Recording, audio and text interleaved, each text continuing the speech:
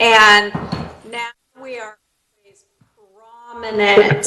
And the new COG president, Nancy Pfeffer, she is doing the same thing now too. Hey, I don't see Avalon on your map. Well, and then Hi, Cindy. Hi, council members. Just letting you know we are about to go live. Oh, are we ready? We are ready. Thank you. Cindy was just asking to be permitted in. She will be in, but she's just waiting to be admitted. Oh, okay. You guys can't hear me, huh?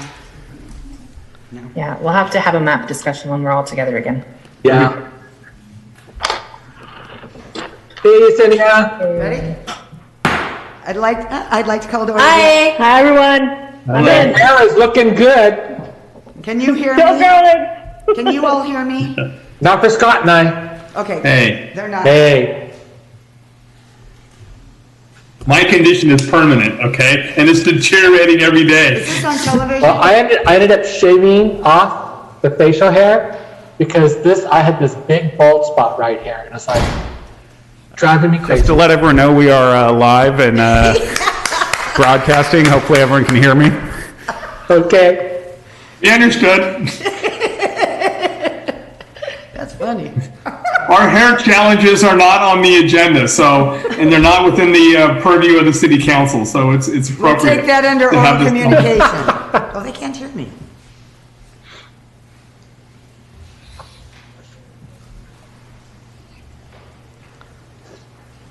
Oh, we are? Okay. We'd like to call to order the Avalon City Council meeting of Tuesday, February 2nd, Groundhog Day. And I would just like to say the hair conversation will continue under oral communications. Okay. Will you please stand for the Pledge of Allegiance? I pledge allegiance to the flag of the United States of America and to the republic for which it stands, one nation, under God, indivisible, with liberty and justice for all. Liberty and justice And for if you may please have a moment of silence for Robert Ponce Sr., who passed away recently.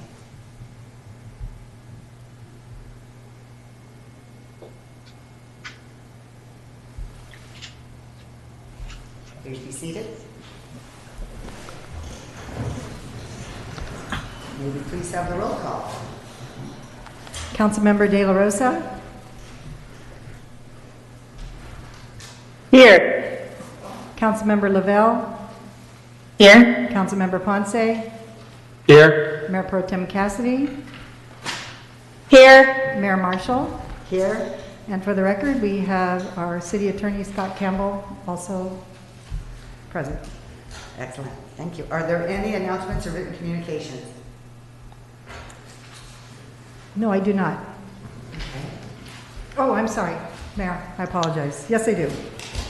We have started vehicle registration, which started on February 1st, and it will go till April 1st. Our vehicle hours are from 8 a.m. to 12 p.m.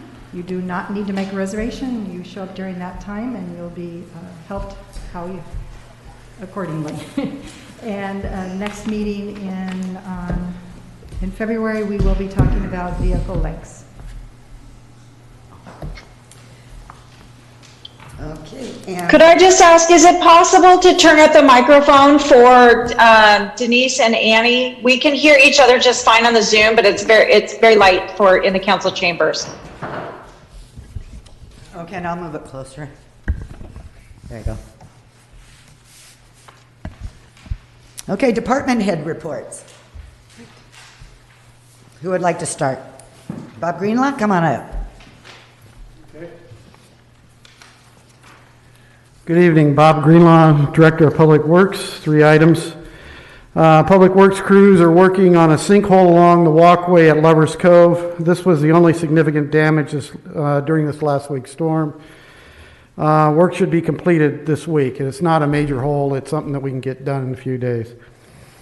Public Works crews will start to replace the temporary cafe lighting on South and Middle Beach this week, and that supports the interim outdoor dining. So what we're doing is We assisted the restaurants in putting that temporary lighting, and it's only on cord, so rope. And so we're going to put wires that are 5 feet higher, so in case of emergency, we can get our equipment under there, raise all the lights up, and so they can stay there for a while, and they can withstand a significant windstorm and the weather. So that's why we're doing that effort. And that was through a donation that Dan got for us. And then Cabrillo Mall Phase 2 will hold a virtual community meeting. That's this Thursday at 5 p.m. And the information for that can be found at a link right on the front page of the city's homepage, webpage. And that'll tell you how to get it. It's just very similar to the meeting that we have here tonight. There'll be a Zoom meeting, and then there'll be the ability to interact with our team that's presenting it. Any questions? Questions, council? No, I think we're good. Thank you. Thank you. Warren? I have no report. Okay. Joe Badali?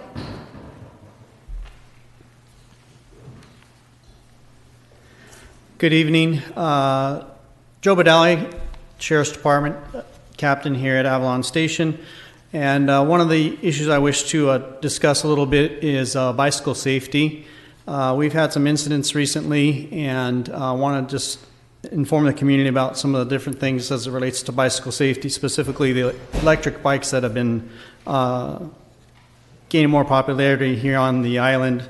And just want to begin by opening and saying that bike fatalities have hit a 25-year high in California. And we've had a couple incidents here, especially with the high-speed electric bikes that have been on the island. So there are 3 types of electric bikes, types 1, 2, and 3. And just want to talk about registration as it relates to electric bikes. Although a driver's license is not necessary, the bicycles need to obey and abide by all California Vehicle Code sections, and also all laws that apply to motor vehicles apply to bicycles. So some of the main points I want to hit is riding with traffic that's going in the direction of traffic, not opposing traffic or being on the opposite side. Types 1 and 2 electric bikes are allowed wherever regular bikes are. However, the Type 3 bikes have restrictions, and especially here in the city on Crescent Avenue, bikes are not allowed. Some of the main things that we've been hitting and seeing in violation are lack of reflectors on the bicycles. They need to be visible from the front and rear, as well as from the side. Helmets are one of the main safety considerations to avoid serious injury, especially head trauma. Anybody under the age of 18 needs to wear a helmet at all times while on a bicycle. We also see some headphones being worn. You cannot wear headphones in both ears. One ear is allowed, however, so earplugs and earpods are not allowed except in one ear. We've also had some incidents of alcohol and drug riders under the influence, and that is punishable just as though you're driving a motor vehicle with the same type of penalties associated with that. Bicyclists must yield to the right-of-way to pedestrians, and we are having some incidents where a number of the cyclists are running stop signs and or not yielding into pedestrians and causing some collisions in that respect. And then parking, you have to park it in a manner that does not obstruct pedestrians in the sidewalks or any other fashion.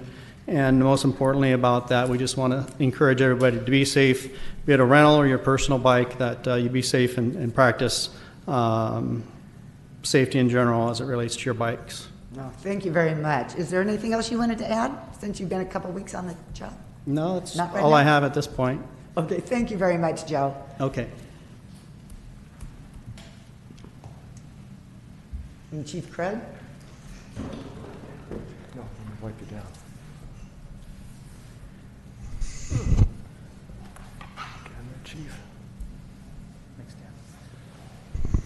Good evening, Mayor, Council, City staff. Just briefly, the wind and rain events of last week, we had just a few minor problems, nothing significant. While the rain is certainly a welcome event for us on the island, spring will be upon us in no time. So just a friendly reminder, as we get closer to spring, it's not too early to start thinking about your weed abatement and brush clearance as we move forward. And for most of the island partners, there's a group of about 100 Marines that may be here the last week of March and are going to do a training that will take them from the Isthmus all the way across the interior to Avalon, then they'll depart. So for the Island Company, Conservancy, Sheriff's Department, if you haven't already received the call, you probably will in the next week or so from the Marine Corps about scheduling that training event. With that, unless anyone has any questions for me. Council, we good? Okay, thank you, Chief. Thank you. Dan? Hunky? Good evening, Madam Mayor, members of the council, members of the community. Just two quick updates. Community Cleanup Day. Our second one for the year is a week from Saturday, February 13th at 9 o'clock. We would love to have the community come out. It's a great opportunity for families to come out.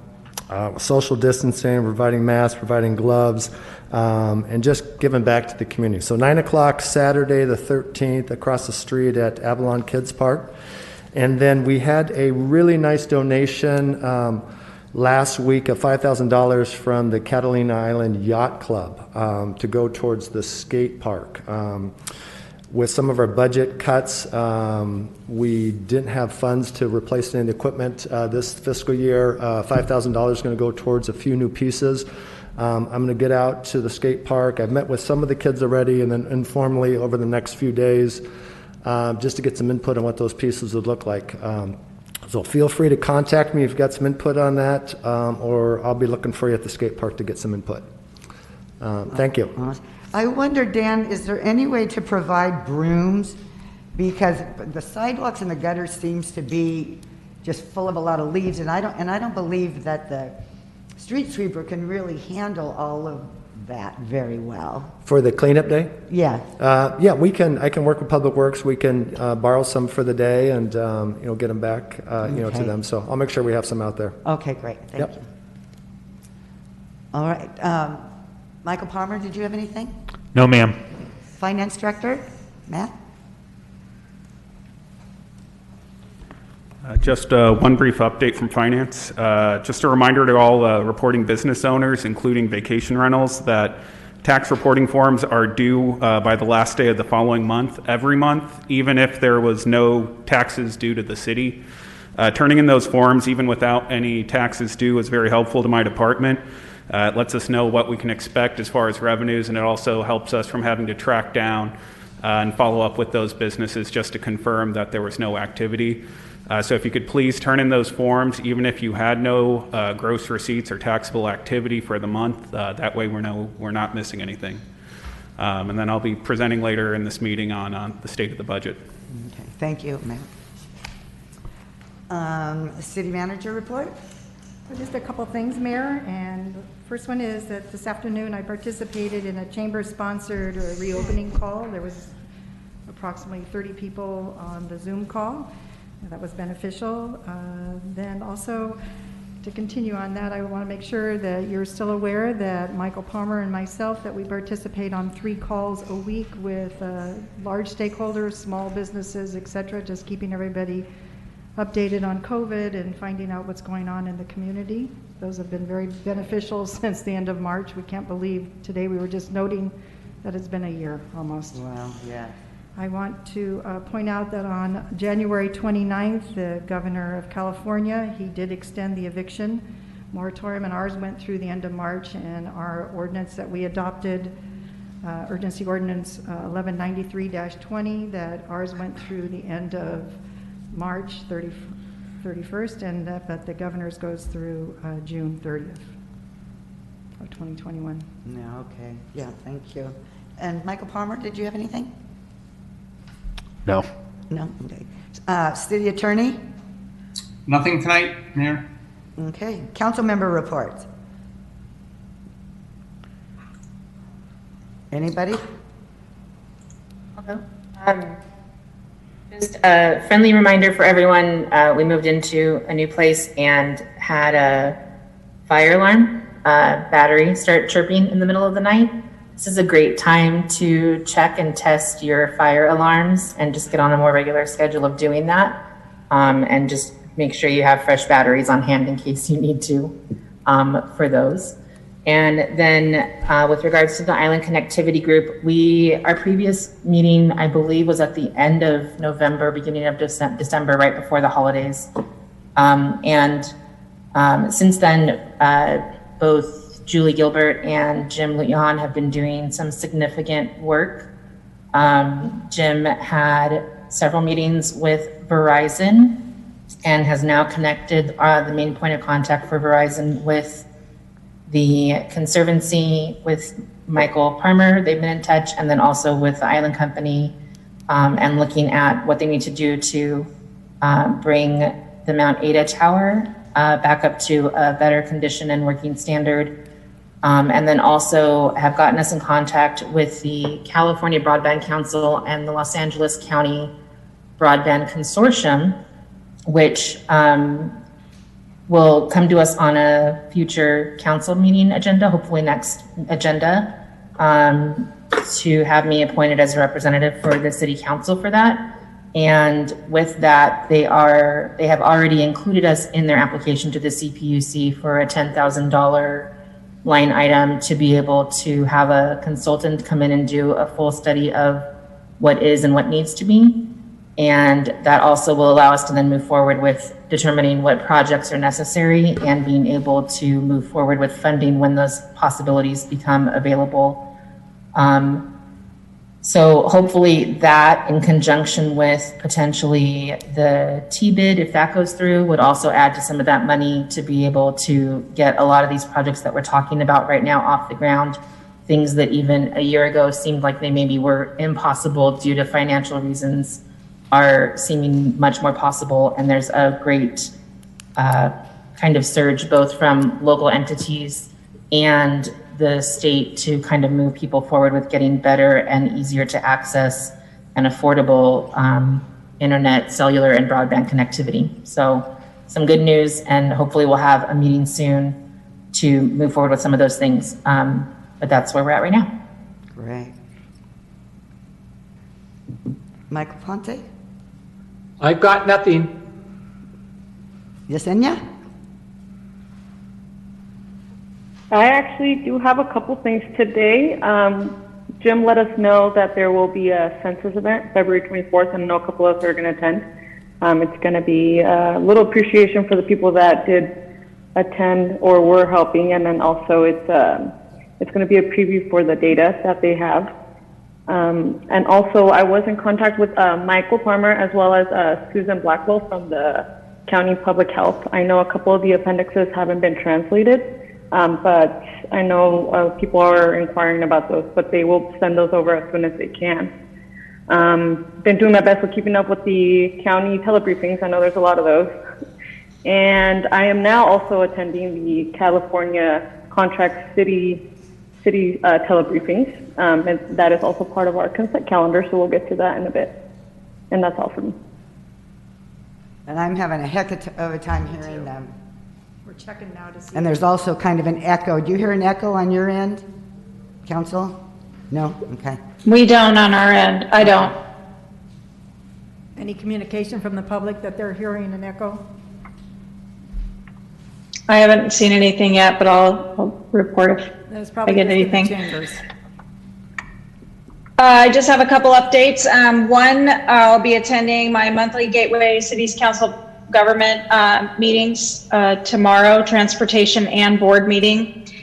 And also I attended the opening up Avalon meeting today, sponsored by the chamber. And I did ask a question at that meeting that I'd like to pose to the public. And the question is to ask if members of the public, business owners along Front Street, as well as the restaurateurs, would take a few moments and send the city council an email letting us know your thoughts about outdoor dining on the beach come summer months.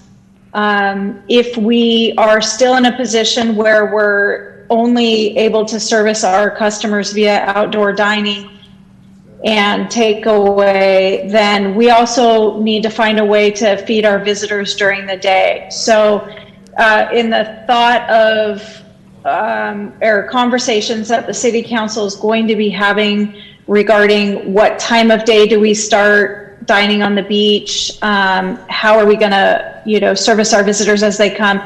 I'd like to hear if people feel there's a way to share the beach during the summer months, if we go that far. If you're dead set against any tables on the beach during the day, if you think it's a great idea, if you think we can all work together. But the council is going to be, I believe, hearing more about outdoor dining in the middle of March. And I think it gives us a good opportunity to hear from the public and restaurateurs and business owners, but also enough time to test out what we may or may not do during the day, during the spring break season and prior to the crazy July start of summer. So that's a request. I would just ask that you please email all the council members and CC City Manager Denise Ratty. And then the last item is, even though we're opening up, and I think most of us are excited about soft opening this time of year versus a large opening in June like we saw last time, opening up doesn't mean we're giving up on our social responsibilities of wearing masks, of social distancing, of keeping people safe. We are very fortunate here. We've seen some vaccines. Thank you to the hospital for all the hard work that they've done.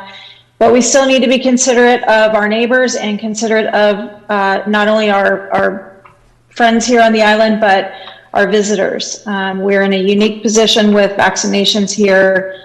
But please, everybody still follow all the protocols and rules, and let's open softly and safely. And that's okay. Just a couple of things. I attended SCAG, and Fernando Dutra was the one that was voted on. It was only supposed to be ratified by the group, but there was a little coup established. And so what they're going to do now is take it back to the table, and there'll be another vote coming up. So that's basically all that happened there. I just want to thank the Chamber of Commerce, Avalon Freight Service,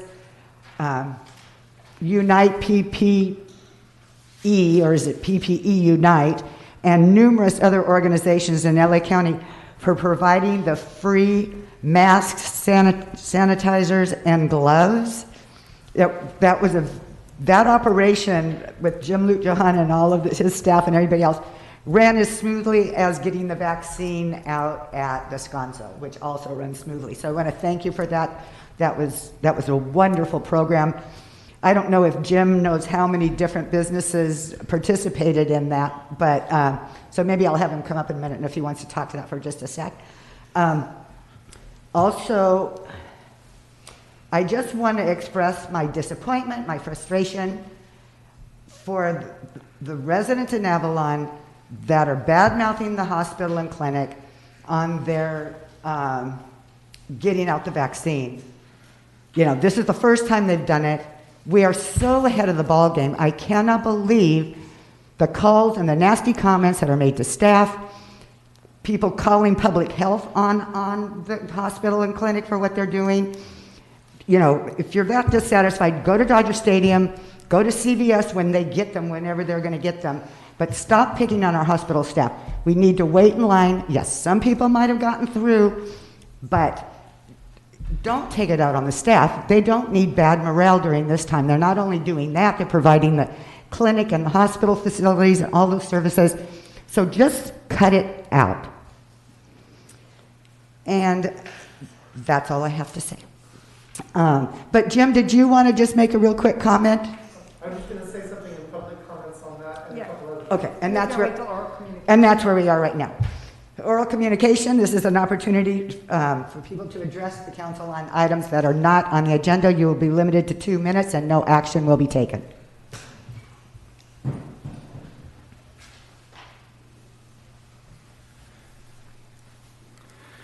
Good evening, Mayor and members of the council.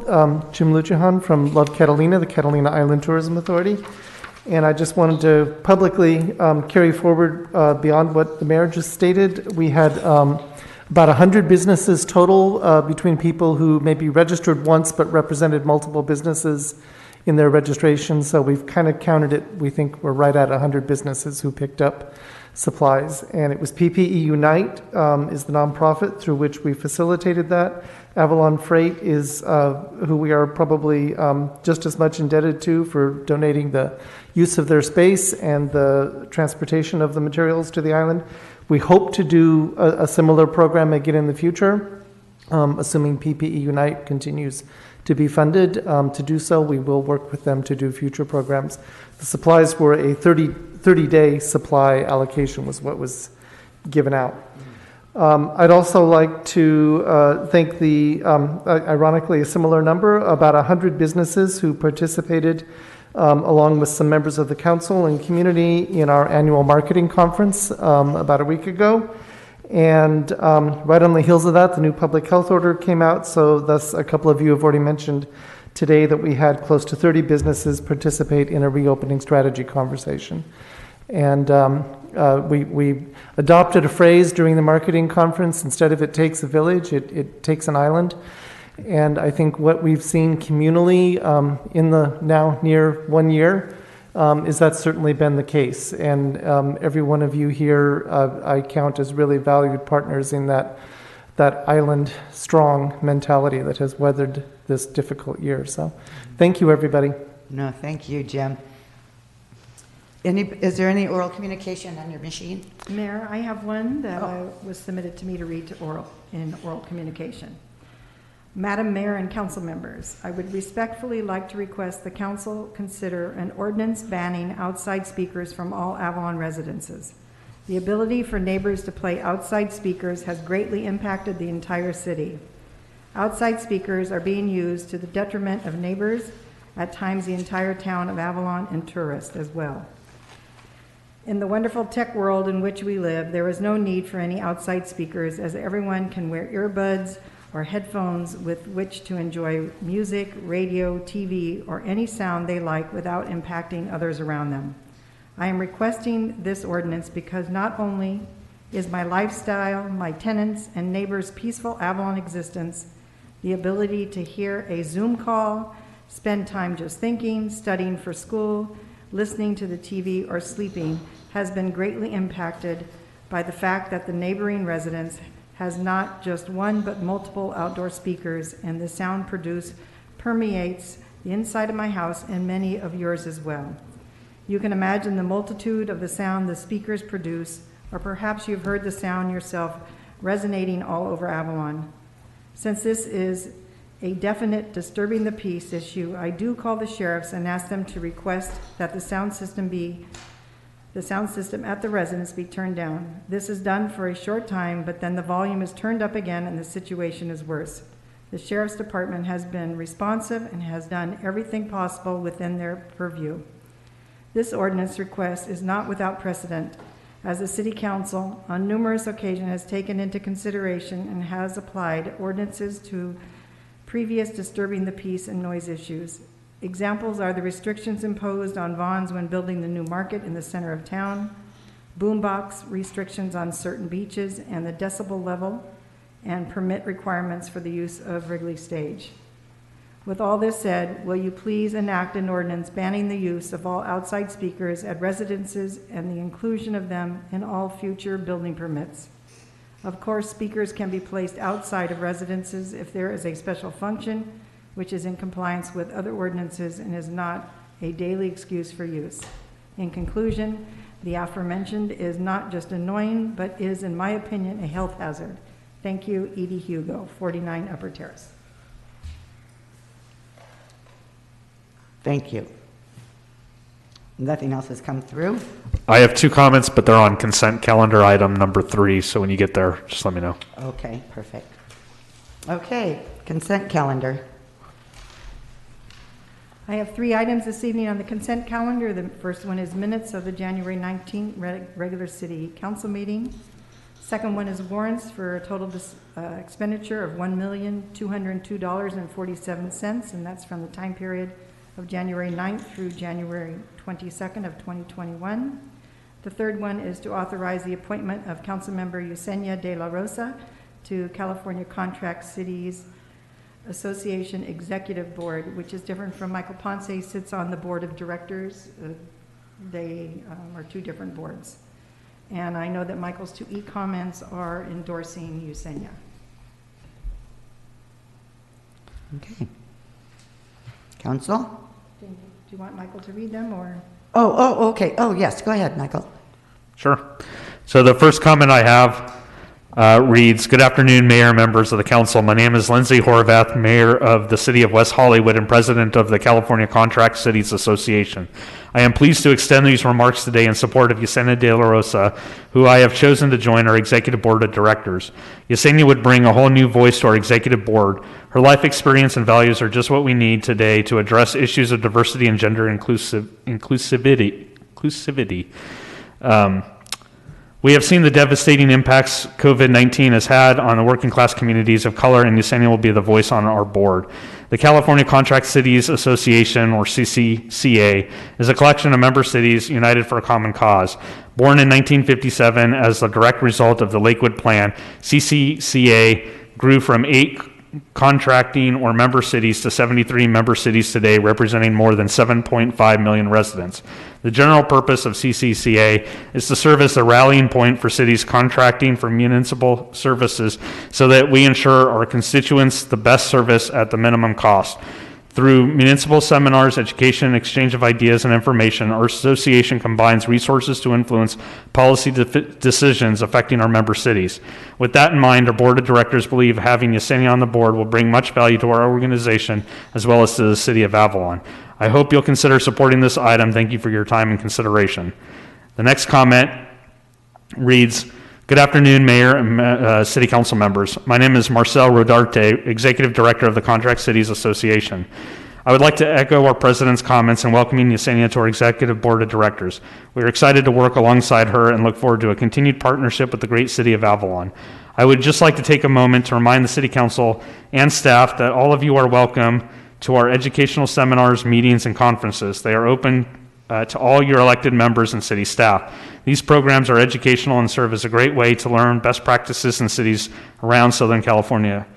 Participants will get to network and exchange ideas with their respective colleagues. Again, welcome City Council member De La Rosa, and we look forward to seeing all of you in our virtual meetings and in person, hopefully one day soon." Very, very nice. Well, that's awesome. I don't think there was a doubt in our mind that we weren't going to approve you. So, but go ahead. Consent calendar? I'll make a motion I would to approve consent. I'll second. Moved and seconded. Call for the vote. Councilmember De La Rosa? Yes. Councilmember Ponce? Yes. Councilmember Lavelle? Yes. Mayor Pro Tem Cassidy? Yes. And Mayor Marshall? Yes. Congratulations. Okay, item number 4. Okay, we're moving on to general business. Congratulations. We will have Matt Baker, Finance Director, will give you an overview of the city's mid-year budget, which is the time period of July 1st through December 31st.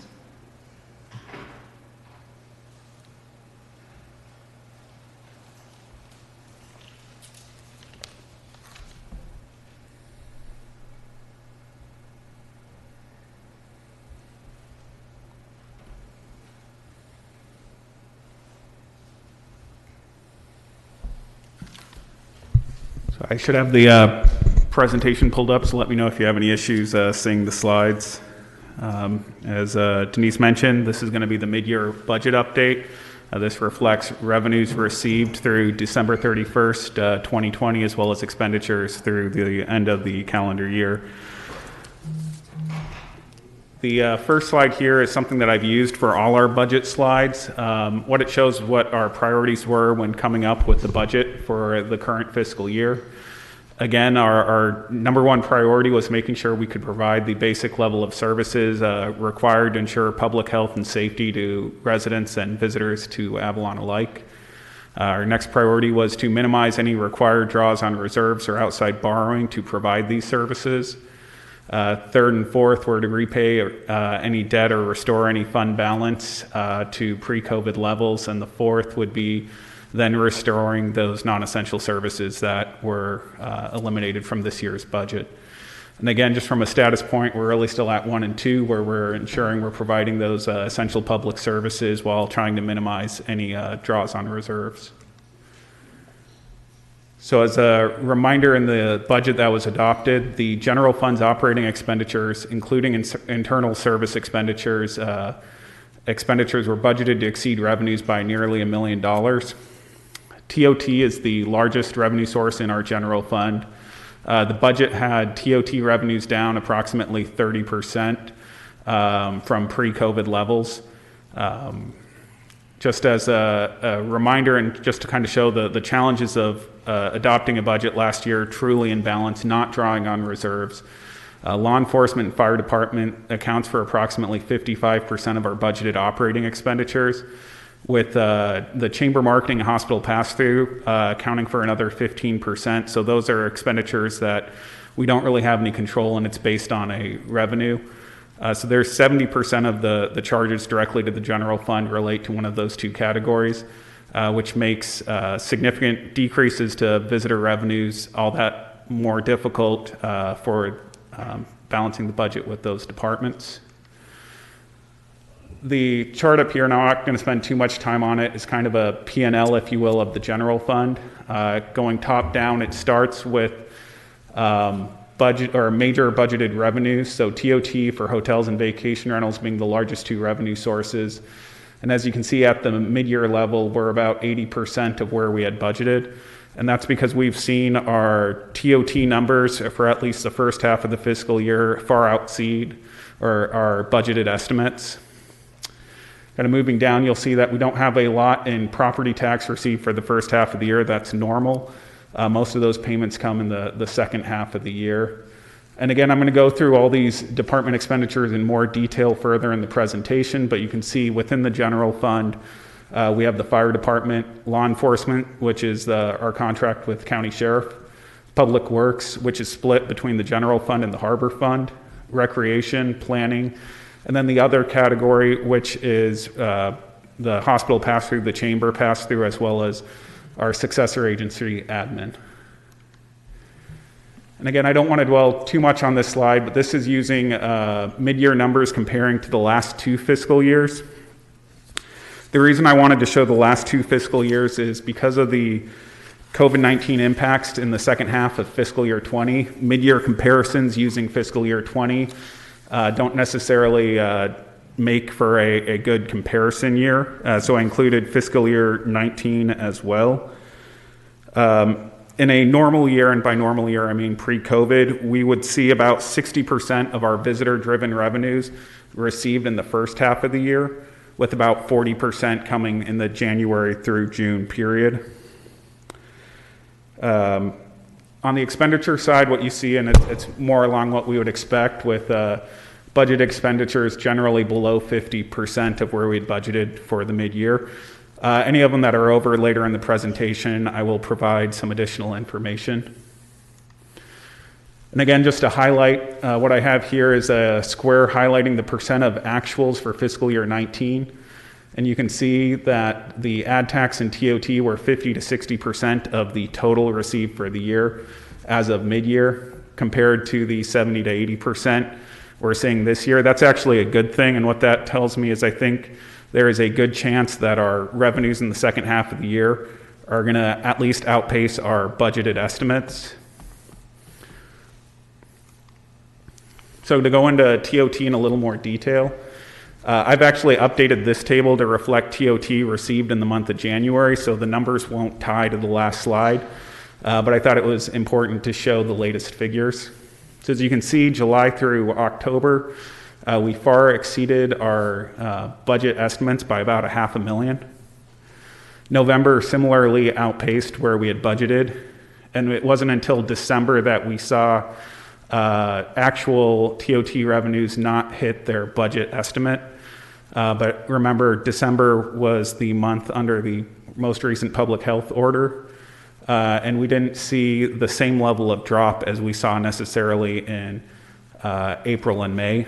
And another important thing to point out with the latest health measure is while any disruption just provides that much more challenge to our budget, if we had to have a disruption, December through February would be the months I would choose, as opposed to April through June that we experienced last year. So again, you can see on the bottom, year to date, even factoring December revenues received in January, we're still up over 500,000. If we weren't to receive any TOT in January through March, which I do not anticipate that being the case, we would still be on track to meet our budget, assuming April through June came in near budget. Similar story with vacation rentals. Vacation rentals also were down about 20% compared to prior years for the first half of the year, but up about 20% from where we had budgeted. So you can see a similar story where July through October were up. November in particular was a strong month for vacation rentals. December was down, but again, it wasn't the near zero we were seeing back in April and May. And so for the 6-month period, including collections in January, we're up about 150,000 from where we had budgeted for vacation rentals. So then moving on to sales tax, which is the second largest revenue source after in a typical budget after TOT. The chart up here is a breakdown of sales tax for the third quarter of the calendar year, which is the first quarter of our fiscal year, so that's July, August, and September.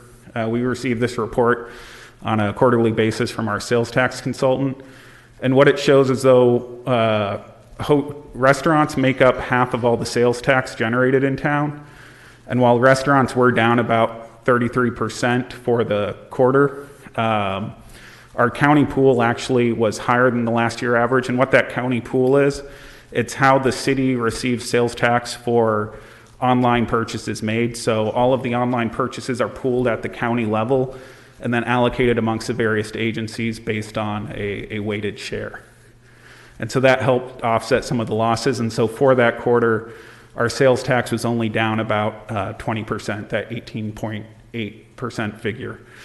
And the positive news on that is if we were to hit our latest estimates that our sales tax consultant provided, we actually would beat our budget estimate by about 200,000. Again, we still need to see what the next half of the year has in store as far as disruptions to operations, but I think there is a lot of reason to be optimistic that sales tax will significantly exceed where we had budgeted. Is that because was Christmas, kind of, and all the ordering and all of that? This period wouldn't have been for Christmas, but in general, we have seen increased online sales as part of COVID. Yeah. And they've also, after the Wayfair decision, there's been a more emphasis on collections and enforcement as far as some of the online sales tax transactions that maybe weren't previously being captured.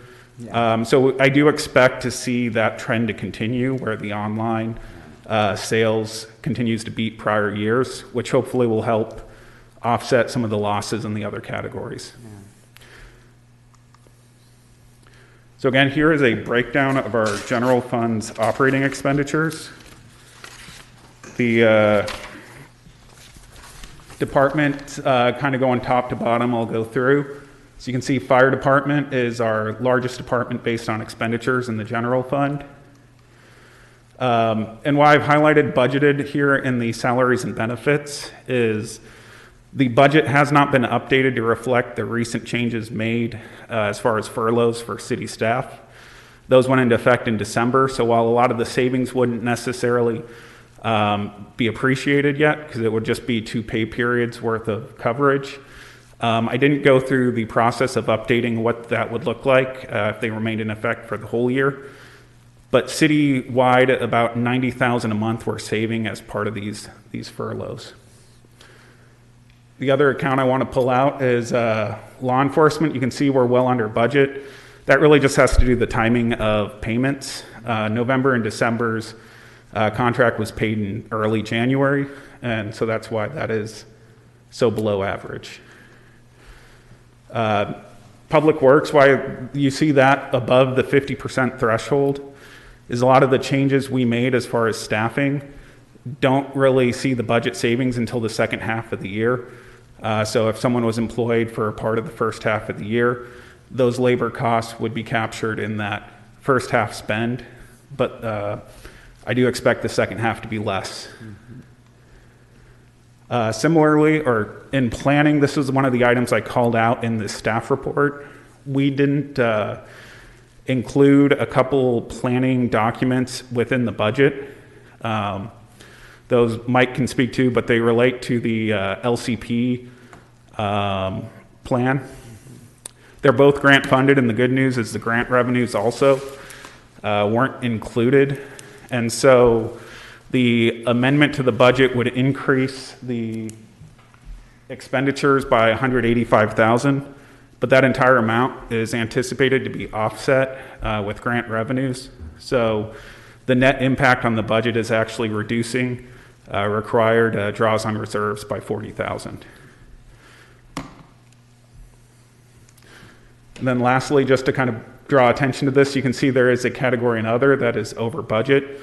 One of the things I did call out in the staff report were budget adjustments. So the city's budget policy allows city management to make minor modifications to expenditure amounts within certain categories under certain thresholds, provided it doesn't require additional spend.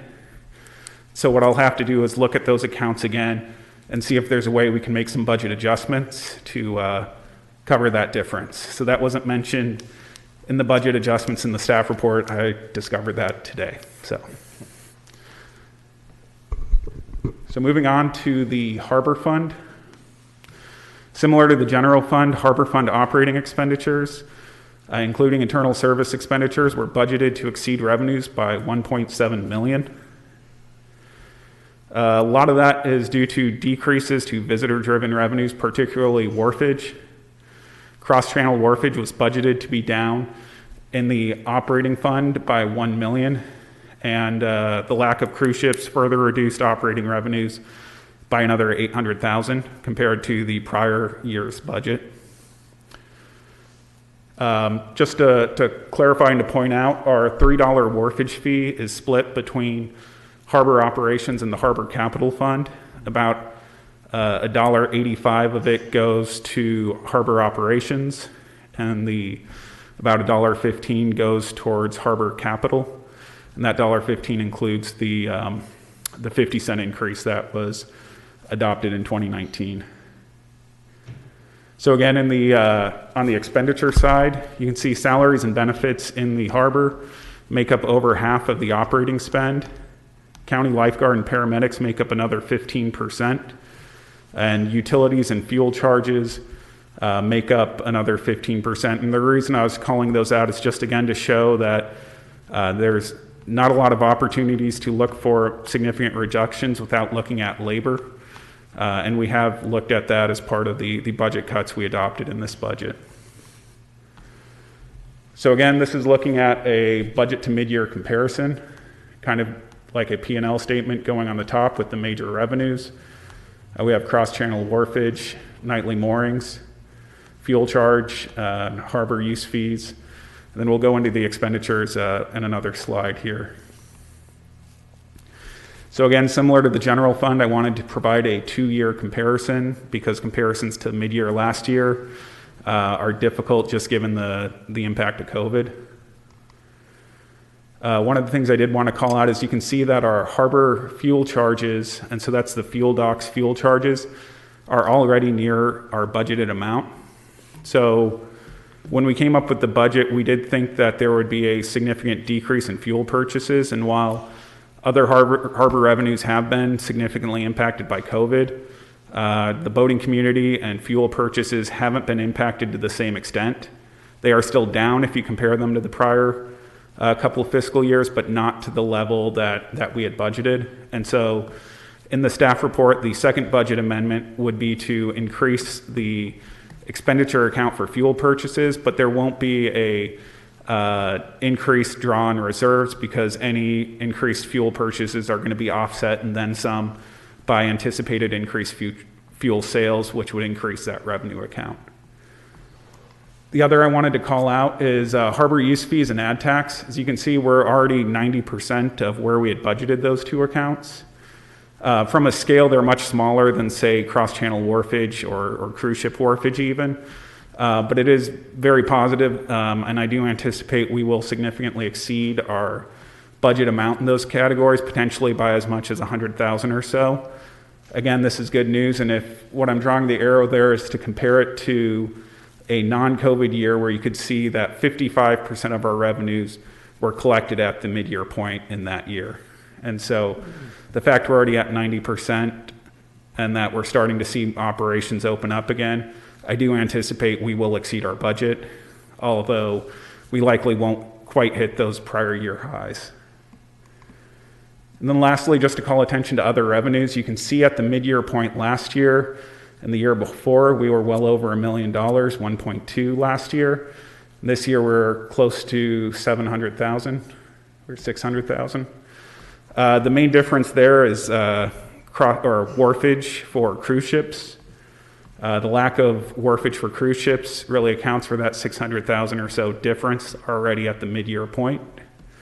And so that is a significant revenue loss that we don't anticipate making up this year. I believe there are cruise ships that have reached out and are looking at potentially June, but we don't have any cruise ships in the budget, and every time I get excited one's coming, it gets pushed back. So we'll wait and see, but I'm looking forward to them returning. And then again, with the expenditures, we break down the harbor by admissions, operations, public works, and fuel dock. And I'll go into those in a little more detail as far as if there's any accounts that we need to speak to. And I didn't mention it before, but I didn't provide a breakdown of internal services in the last two mid-year budgets, so I didn't have anything to draw on comparisons for. But we will have a slide that goes into more detail as far as what those spend is and if those are on track with budget, which they are. So again, cross-channel wharfage is currently on pace to at least exceed our budget estimates. However, even if it exceeds our budget estimates, it's still considerably down from what we've experienced in prior years. I went back, and you'd have to go back to 2011 to find a year where our July through December collections for cross-channel wharfage were this low. So just to kind of put it to scale of what we're talking about. The revenues are 67% of what was budgeted for the year, and I do expect that we will at least meet those budget estimates, if not beat them. But again, we're not seeing the same levels of beating of the estimates, if you will, in the harbor fund that we were seeing in the general fund. So while it is positive news, it's not to the same level of the positive news that we've seen in the general fund. So again, in harbor operating expenditures, I've broken it down by admin, operations, public works, and the fuel dock. So admin would be the harbor master and the office support. Operations includes harbor patrol primarily, but it also does include the dedicated harbor maintenance personnel, of which there are 3. Public works, as I mentioned before, is split between the harbor and the general fund, and then the fuel dock. So as you can see in the harbor, the labor costs, a number of them are above that 50% mark. That's primarily due to retirements and separations that occurred during the first half of the year. So when we budgeted, if you were to split it in the middle, it would assume those employees' time would be split, but that's not the case. So if we had someone we knew was retiring after, say, 400 hours in the budget year, all 400 of those hours, in theory, would have been spent before December 31st if they retired before December 31st, but we wouldn't see any cost from them in the second half. And so that's how you can have the amount over budget over 50%, but I still anticipate all the labor ones will come in below budget. Others to just draw attention to, you can see in admin that the maintenance and operations spend is close to 90% of budgeted. Again, I'm not concerned because insurance, we purchase additional insurance in the harbor. We purchased that in the first half of the year, and it's approximately $45,000. And so that's why you see, that not breaking down as an even 50-50 split between mid-year and end. But again, I'm not concerned there. And then similarly in the fuel dock, you see that we're above 50% again, but that really relates to our fuel charges being higher than we had budgeted because our fuel sales have been better than we had anticipated. And so the budget amendment would increase the expenditures in the fuel dock for those fuel purchases, but the net effect will actually improve or reduce any required draws on reserves in the fuel dock. I'm not going to spend too much time on the other enterprise funds, other than to remind council that we are still in the process of working on a cost of service study, and we'll be coming back to council this spring to go over those costs and if adjustments to our rate schedule are necessary in future years.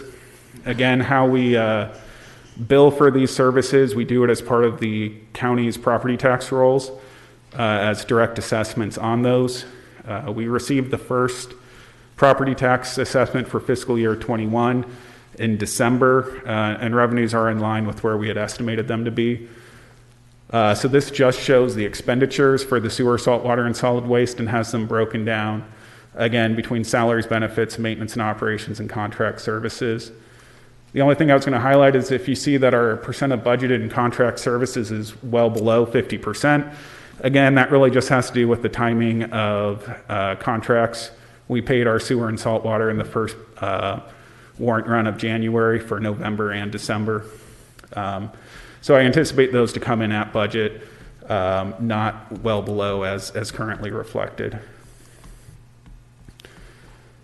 So lastly, on the operating side are the internal service funds. And so these are the funds, how we account for activity that benefits all funds or departments within the city.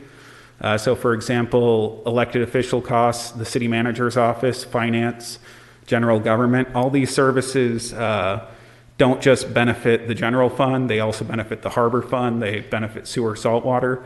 And so we allocate those costs based on the amount of benefit received. As a general rule, you can think 40% of the costs go to the general fund, 40% to the harbor fund, and the remaining 20 amongst the other enterprise funds. I can provide a detailed breakdown, but generally that's about where the breakdown falls. I think it's a little higher for the general fund, maybe 45. But so again, I just want to point out in contract services, our legal is well below where we had budgeted. We do have legal costs budgeted to other funds, and that's a trend that's consistent with our legal budget in the harbor, our legal budget for planning services.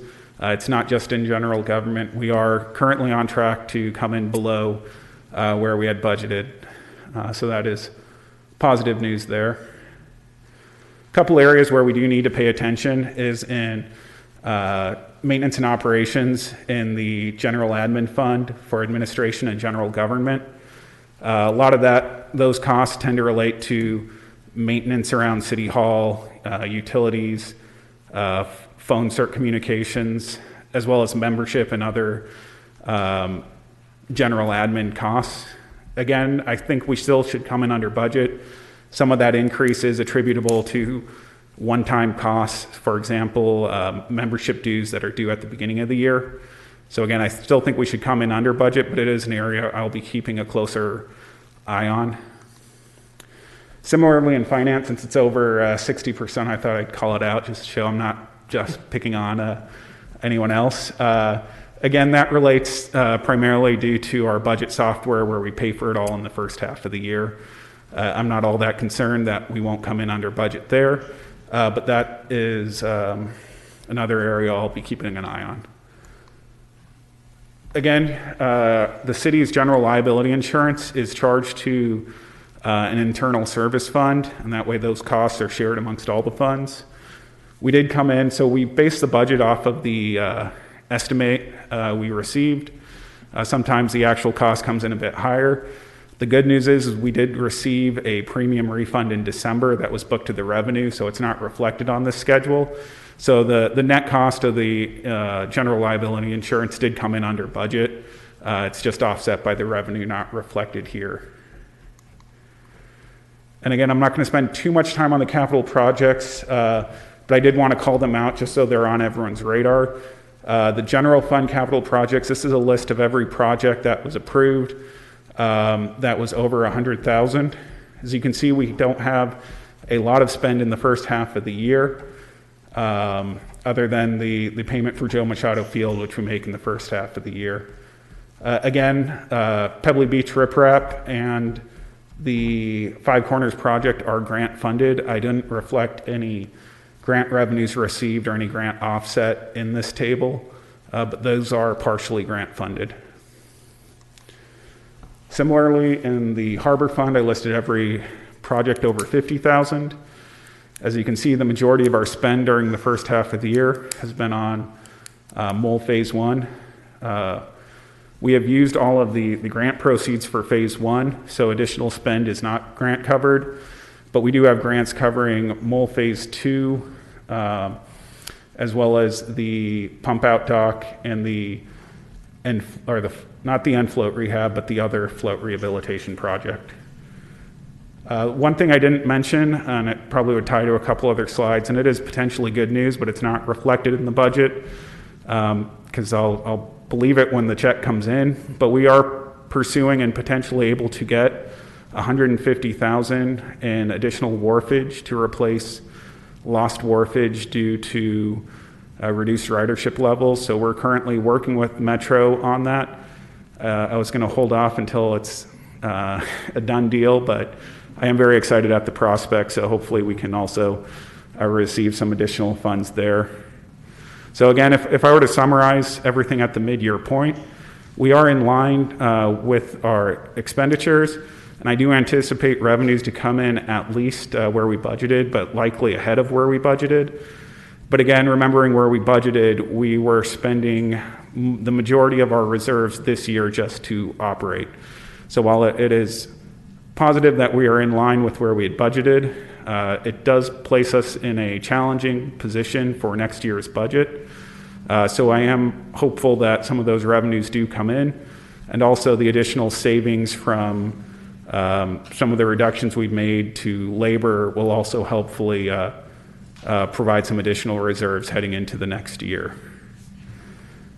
So with that, that is what I prepared on the mid-year budget. I'm happy to answer any questions. The next part of the presentation is on Mole Phase 1, so if they're related to that, I can help from a dollar standpoint, but I'll defer to Bob on that. So the bottom line is? The bottom line is the budget. How much money do we have, do we anticipate having at the end of the year in the general fund? If revenues only come where we estimated them to come in, and we don't continue making the reductions we do to labor, our general fund would be almost exhausted by the year end. That's the bottom line. That's the bottom line. Okay. And while I think there is reason to hope we will beat revenue estimates, and we are currently making cuts to labor that aren't reflected in the budget, and that's the furloughs that I'm speaking to. If all we do is meet the budget we adopted spends the vast majority of our reserves this year. And we have one big problem, or one big lawsuit, or one big whatever. I mean, you're assuming we're going to run really static, but any little disaster or any whatever, one way, in one location or another, we could be broke. Correct? Correct. Okay. Okay. Any questions, council, or comment? Matt, the only question I had after just reviewing this again, I know that the state had offered allowances for delays on paying property taxes. Do you anticipate that there will be any budget shortfall due to that? Has anyone reached out to say that that is an issue or concern they're worried about in Avalon? I don't know that it is necessarily, but didn't know if any of the homeowners were having issues with non-paying renters, if that was translating into an issue with paying their property taxes, which I know they hadn't penalized for doing that. I would have to follow up. I mean, what I had read is a relatively small percentage of people are taking up on that offer, so I don't necessarily expect it to be a significant issue, but I would have to double check to see what our return was for the December payment. So December is when we get our kind of first chunk, and it was in line with normal, but a lot of times there's a true up in later months for things like missing payments. So I'd have to do some additional research to be sure. But what I had previously read is that the percentage of people taking up on that isn't all that high. So if that were true for Avalon, then we'd be in better shape. Okay, thank you. And Michael Palmer, do you have any comments coming in? No, ma'am. Okay. Council? This is a lot to absorb, and it's not good news. And one of the things I just wanted to add, and Denise and I have been in conversation about this, is we do need to start next year's budget process early, because it is going to be a difficult process. So we've already started looking at dates in the spring. Again, the budget's not going to be solved in one meeting, but I do think we need to start the conversation sooner than we had in prior years. And so Denise will be reaching out, and I do expect probably sometime in March or April we will be discussing the budget. And have we received any? I have a quick question. Under the capitals project for the ladder truck, I know that we mentioned we have grants for that. Is that covering the ladder truck for $1 million? Right. So the project was in the budget for $1 million, but it's conditioned on us receiving the grant. I don't believe we've been awarded the grant. So if we haven't been awarded, or we aren't awarded the grant, then we wouldn't be making that spend this year. But because we have the grant in the budget, it has a net zero effect on reserves. So that, while we're hopeful we'll get that grant, if we don't get the grant, we just wouldn't be purchasing the truck. We have our fire chief on. And this is Chief Krug, if I can chime in. So the last go-round, we were unsuccessful, again, with that specific grant, but we're in the process of reapplying. Wonderful. Good Thank you, luck. Chief. And so have we received any assistance from county, state, or federal government? We received $50,000 from the state as part of the CARES Act Phase 3. And that is the extent that I'm aware of that we've received. Okay. That was so generous of them. Okay. Well, do we want to receive the report of our mid-year financials? Yeah, so we have two actions that we're asking for the. I'll make a motion to receive the report for the mid-year financial results and authorize the proposed budget amendments A and B. Do I need to read those, Scott? No, you do not. Okay. Second? Okay. There's been a motion. Is there a second? Yes, me. Yesenia. Yesenia. Moved and seconded. Call for the roll. Councilmember De La Rosa, Yes. Councilmember Lavelle, Yes. Councilmember Ponce, Yes. Mayor Pro Tem Cassidy, Yes. and Mayor Marshall. Yes. You know, I really appreciate all of this, and Cindy is probably going to say, good, she likes all of this information, all 40 pages. But a lot of me is your presentation is very... And just for the public, if they do want kind of additional information on anything that I presented on, the staff report that Annie's referring to, I did try to follow that as kind of an outline for this presentation, so there's some additional information in case you missed anything, but I'm also happy to answer any questions if the public has them, offline or via email. Well, it's a lot more information. So that's And similarly, if there are things that I can change on it, I'm happy to listen to those suggestions as well. No. It's important, and No, thank you very much, Matt. You do an excellent job. Okay, let's go to item number 5. We'll have the Director of Public Works, Bob Greenlaw, will review the final closeout change orders for Mole Phase 1. Thanks.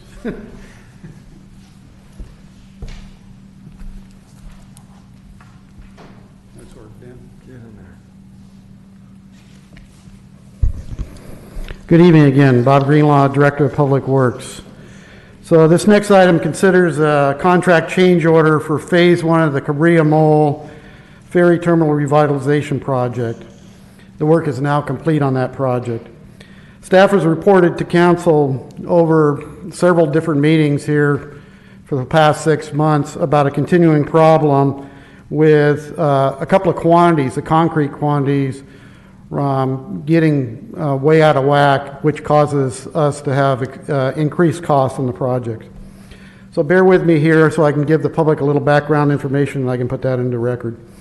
So the Cabrillo Mole Ferry Terminal Revitalization Project, Mole Phase 1, is the first phase in a 2-phase project to revitalize and enhance the public facilities at the Cabrillo Mole Ferry Terminal. The scope of the first phase is to rehabilitate the wharf portion of the mole by reinforcing existing concrete members and steel grates, repairing the existing concrete deck and railing, and the installation of pedestrian shade structures. We didn't do the pedestrian shade structures. We'll do those in Phase 2 so they could be a comprehensive design with Phase 2. The second phase is a more robust effort to rehabilitate and transform the ferry terminal and floats into a complete multimodal transportation facility that will serve the community for the next 20 years and beyond. The effort will include a new ferry terminal building, float rehabilitation, and enhanced land transportation facilities. Construction is now complete on the first phase, and preliminary engineering has commenced on the second phase. Construction could possibly begin in late 2021 on the second phase. Both projects are funded by significant federal grants from the Federal Transit Administration, in addition to local harbor matching funds.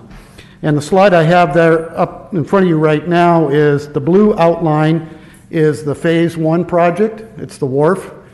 And the orange outline is the Phase 2 project, is the balance of the mole.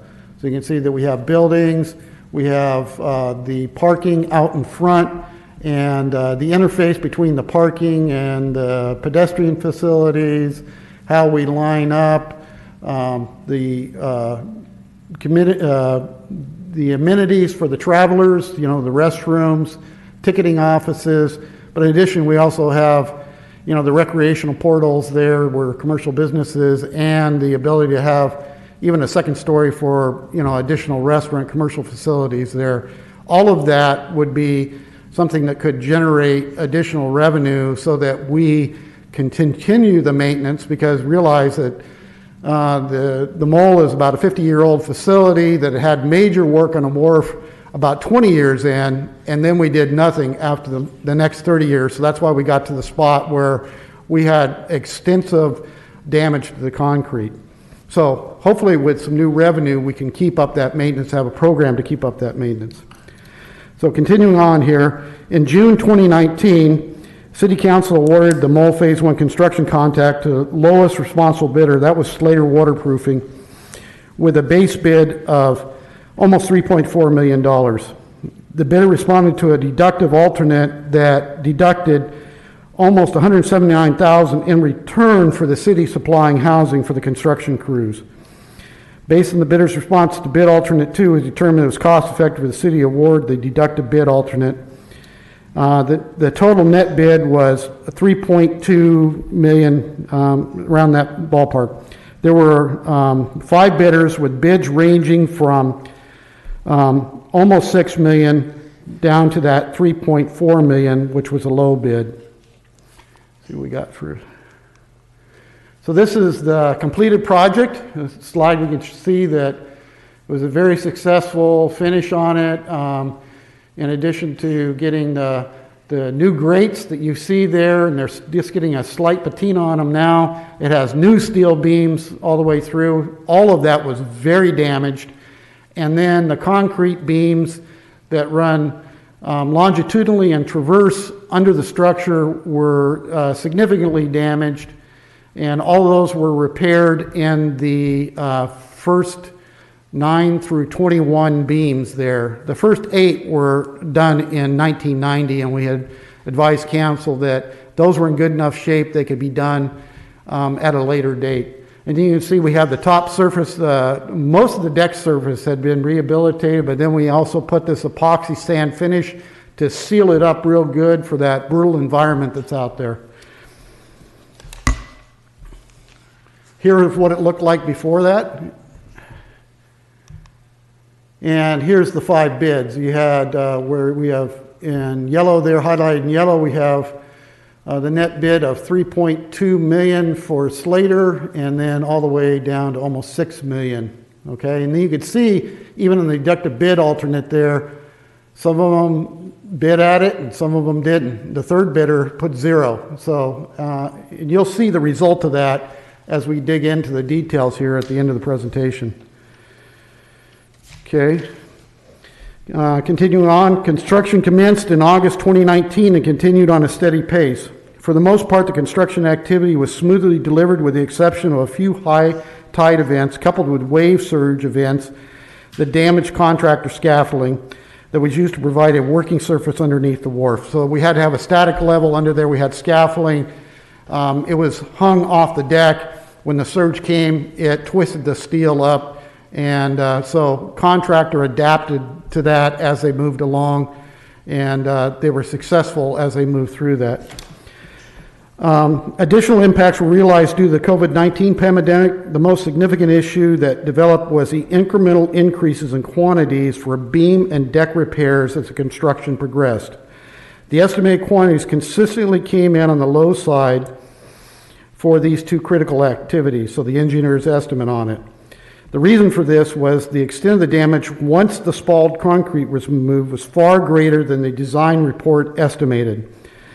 This type of rehabilitation work is prone to uncovering significant additional damage during construction and is therefore the estimate utilized a high contingency factor on top of the reasonable estimate.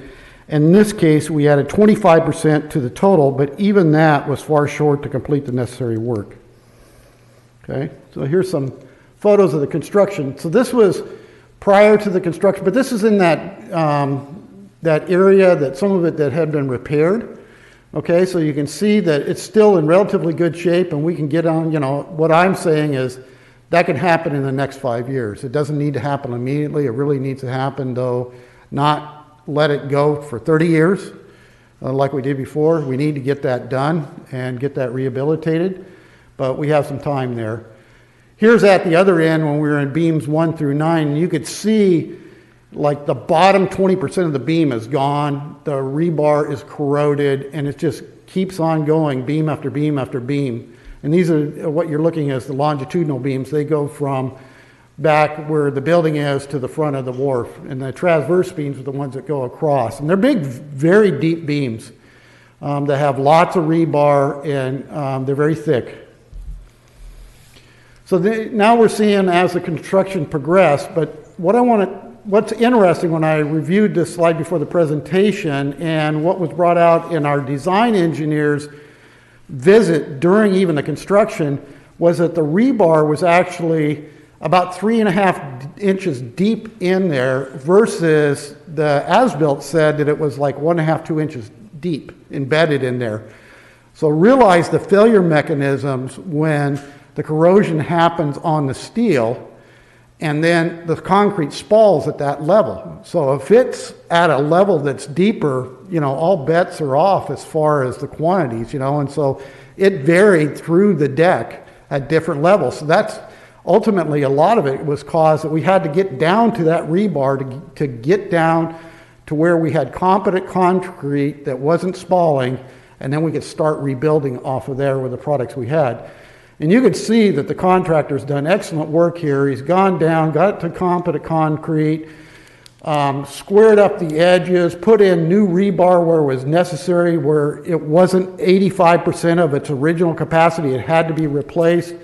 And then he poured it with very high strength concrete. The concrete that he used was a product that achieves 7,000 PSI. And it's like normal concrete you would pour, and that would be 3,000 or 3,500 PSI. So just super high strength concrete that was spec'd for here. Okay, and some more of the same. I just want to show you how extensive this was. And what you're looking at the left is one of the beams, the traverse beams with the grates up and the other steel beams now taken apart, and now they have to put back together these beams, put new rebar in. They have to drill holes, epoxy and rebar, bend it back down, and there's a lot of rebar there, and then form it back up. And you can see the form on the other side, to the left-hand side of that beam there. So all of that is done on top of that scaffold. You see that wood deck down below, that's a scaffold the contractor builds.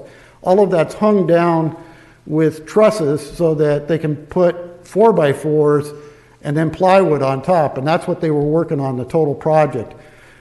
I made them do it the first time very tight, and so that we had no debris going in the ocean, because that was part of our permits.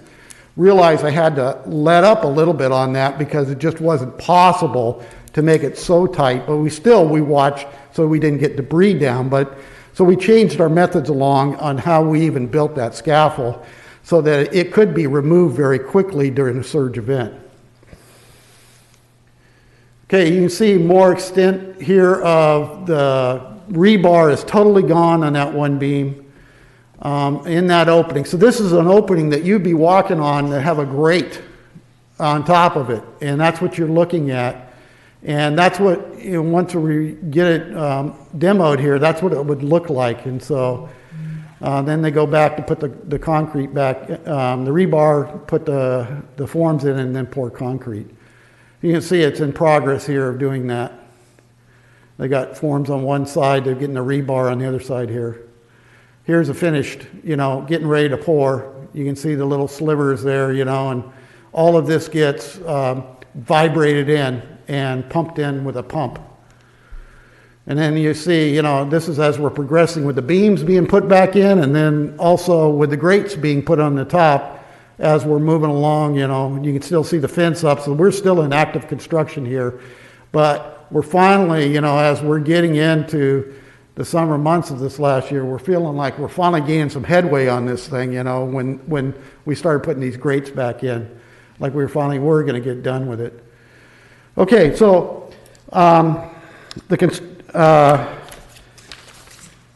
continue on the background information. For reference, the project's engineer estimate was based on estimated quantities that were generated by a design engineer through data and analysis as presented in the design report for Cabrera Mole Ferry Terminal.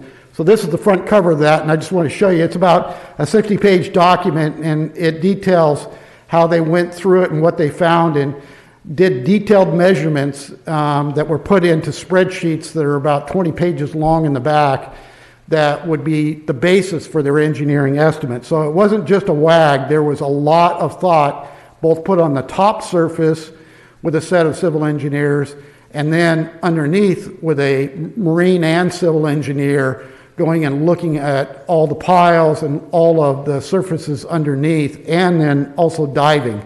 So all of that's within that report if anybody wants to look at that. The data analysis in the report was developed through expert opinion and reasonable assumptions based on field observations and experience. Field investigations included divers that were registered engineers, as well as assessments from a vessel underneath the structure by registered engineers. Concrete was sounded for voids to help determine the extent of the damage to the reinforced concrete components. The design engineer additionally received input on the assumptions and estimates from regional contractors that are specialists in this type of rehabilitation work. In May 2020, it became evident that supplemental funding would be necessary to complete the beam and deck repair. So that's when I was first coming back to council and say, it's going good, but it's not going good financially. So we have the cover sheet here. Here is the engineer's estimate. that we went into it with. You can see the items are almost similar to what we had for final items. But then we came back when we awarded, we had another $600,000 that really got us to that point where we thought, we put the 25% contingency in and we were able to award the project.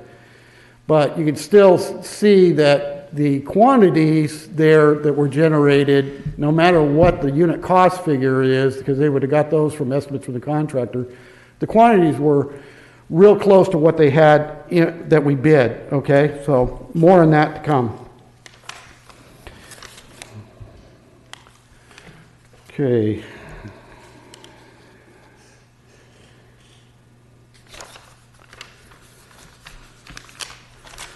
Okay. In June 2020, several alternatives were presented to City Council for their consideration and approval. These alternatives were intended to contain costs while still completing the necessary scope of work. The alternatives provided various levels of supplemental allocations if the work was to continue. City Council selected alternative 1, which completed most of the original work that logically needed to complete with the current contract and delayed a portion of the work that had been rehabilitated once in 1990. So that's what I had already discussed with those beams. Alternative 1 provided a supplemental allocation from the Harbor Capital Reserve Fund of $553,460, as there were sufficient funds available at the time due to other projects being reprioritized. And usually that's what we'll do, is construction is king, and if we're not in COVID or whatever, we would just be delaying other projects and pushing those off so that we can get the construction done. So some of the engineering on whatever, we just slow things down on certain other projects or not do construction on smaller projects. That's not the case now, but that's how usually when you have a large array and you get a cost overrun, that's the one that's in construction is the one that controls.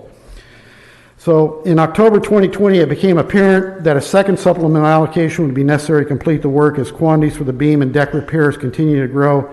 City council members were briefed on the situation, and then I also did a field review with all city council members, with the ability of a few at a time, so I could show you exactly what was happening in the field.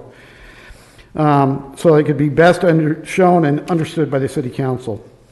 And then at the November 10th, 2020 council meeting, I provided an update for the project and advised the council of a pending supplemental allocation necessary to close the project, with the final dollar amount still undetermined as negotiation with the contractor were not complete, because we were negotiating on those couple of items. Negotiations are now complete, and the contractor adjusts the unit prices for the increased quantities of deck spall repair and deck soffit and beam spall repair to recognize the cost efficiencies from the increased quantities. And that was some work in that negotiations that I had with them. I mean, I was pushing hard, but they did reduce the total contract by $92,999, so almost $93,000 they did. And you'll see that in the cost, the final cost estimates as I show you those here. Here, let me see, I got 2, 3, okay. This one slide didn't come out real great here. I thought I replaced it. But what I was trying to show you, this is the estimate that was the contractor. So this is the low bidder number 1, Slater Waterproofing. And what that one, I'll just read it to you here. I'll replace that slide and we'll have this online so that everybody can review it, okay? But what it shows on those, that top yellow highlighted is items 3 and 4. Item 3 is the deck spall repair. And then again, I put item 3, deck spall repair, and I put negotiate increased quantities. The reason I did that, because the price changed, the unit price changed, and that's how we got to it. And then I go down to item 4, deck soffit and beam spall repair, and then I did the same thing with item 4. And what I was trying to show here in there is a column there that says percent increase. So the percent increase in quantities, when I add those two item 3s together, is 87%. We had 87% increase in quantities.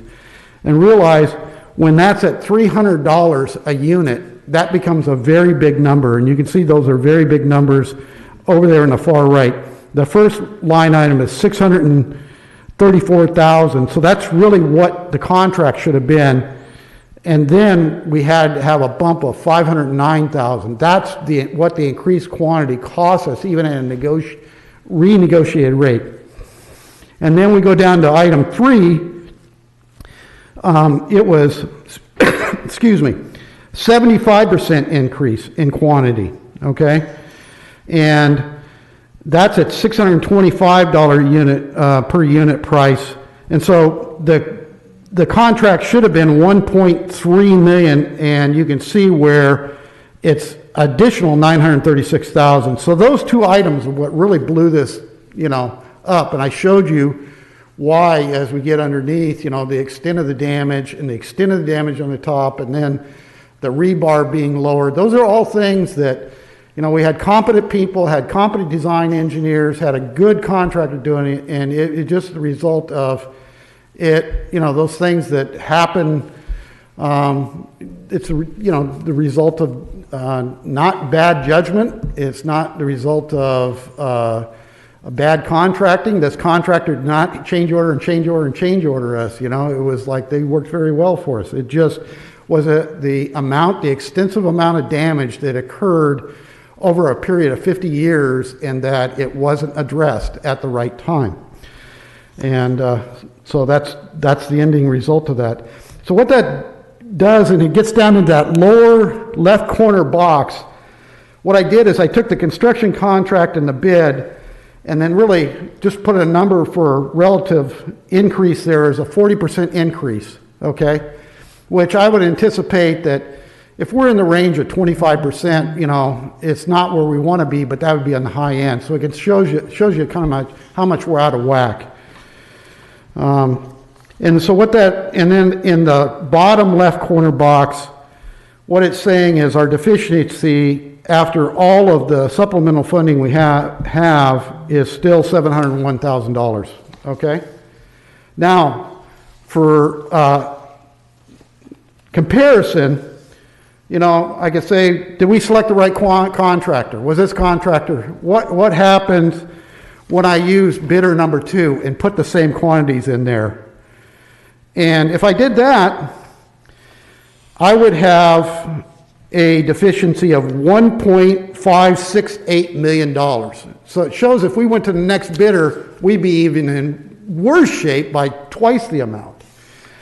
And that would be a 67% cost increase. That's just using the quantities and saying everything the same. Contractor doesn't matter. I mean, the amount of quantity we had is the amount of quantity. Okay, here's the third bidder. So if we did this with a third bidder, it gets better, and that's relative to some things that they do, bidder 2 had a better number for those increased quantity, but he didn't give any housing allowance. He didn't, all of those things, and so that kind of knocks, and that's probably why he didn't get the bid.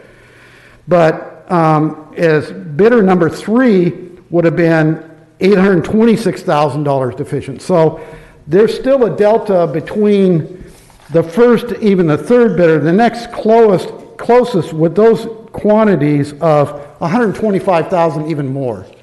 So that was just to address that, is this the right contractor? Yes, he did great work. He did the lowest cost work out of everybody. So I think, as far as the public contract code, we achieved that. It's not good news. It's not good news when we have this type of overrun. It's really not good news when it's COVID. We'll find our way through it, and we have been very diligent within our other projects, making sure that we can save any dollar we could, even like when we did the hillsides, we hope to recoup all of that, and we also kept those costs way down below budget, even on that project, which we had $125,000 budget, and that project's going to come in with some of the payments we're going to receive, probably not very high, somewhere, in the range of $20,000 cost to us only, So just taking it that project by project where we could save, and I have saved, maybe that's going to take some of the sting out of it. and help us move along. But I guess the biggest thing is, you ask yourself, did we get the value? Yes, we did get the value. We have our wharf rehabilitated. We saw that it stood for 50 years in the condition.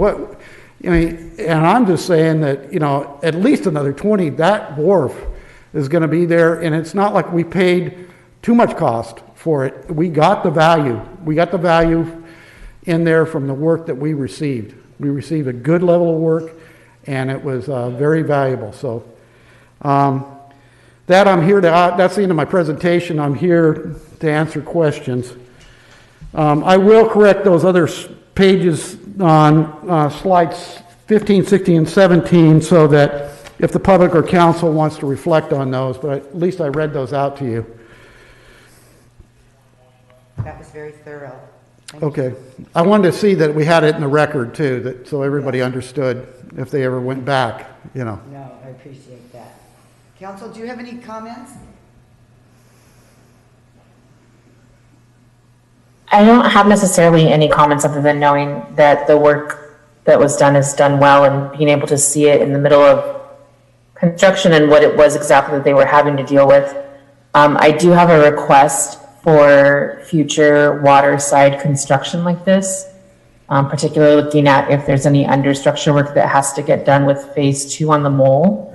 I don't know if it's possible to request when they're doing the pre-engineering reports to provide for the bids to be able to do any kind of core sampling or something that would allow for what may be invasive at the time, but a more invasive search of what that actually looks like underneath. And I think that's probably wise with any ocean-related, saltwater-related in the future to include that.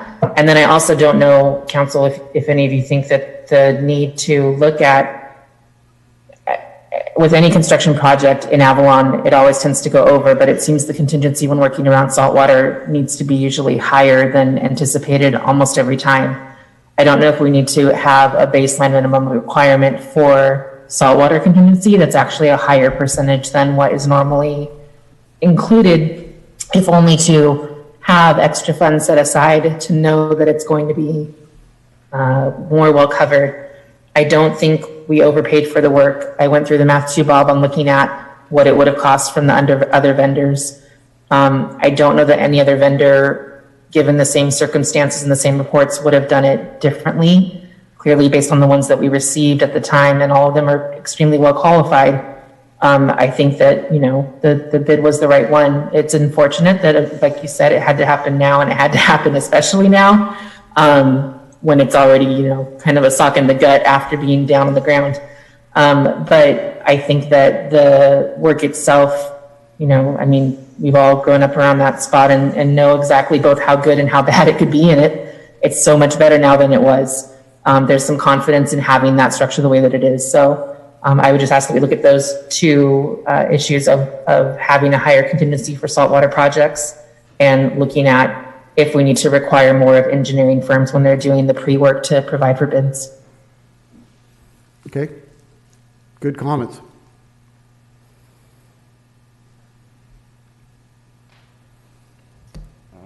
Okay, so there's some recommended, first of all, Michael, have you received anything?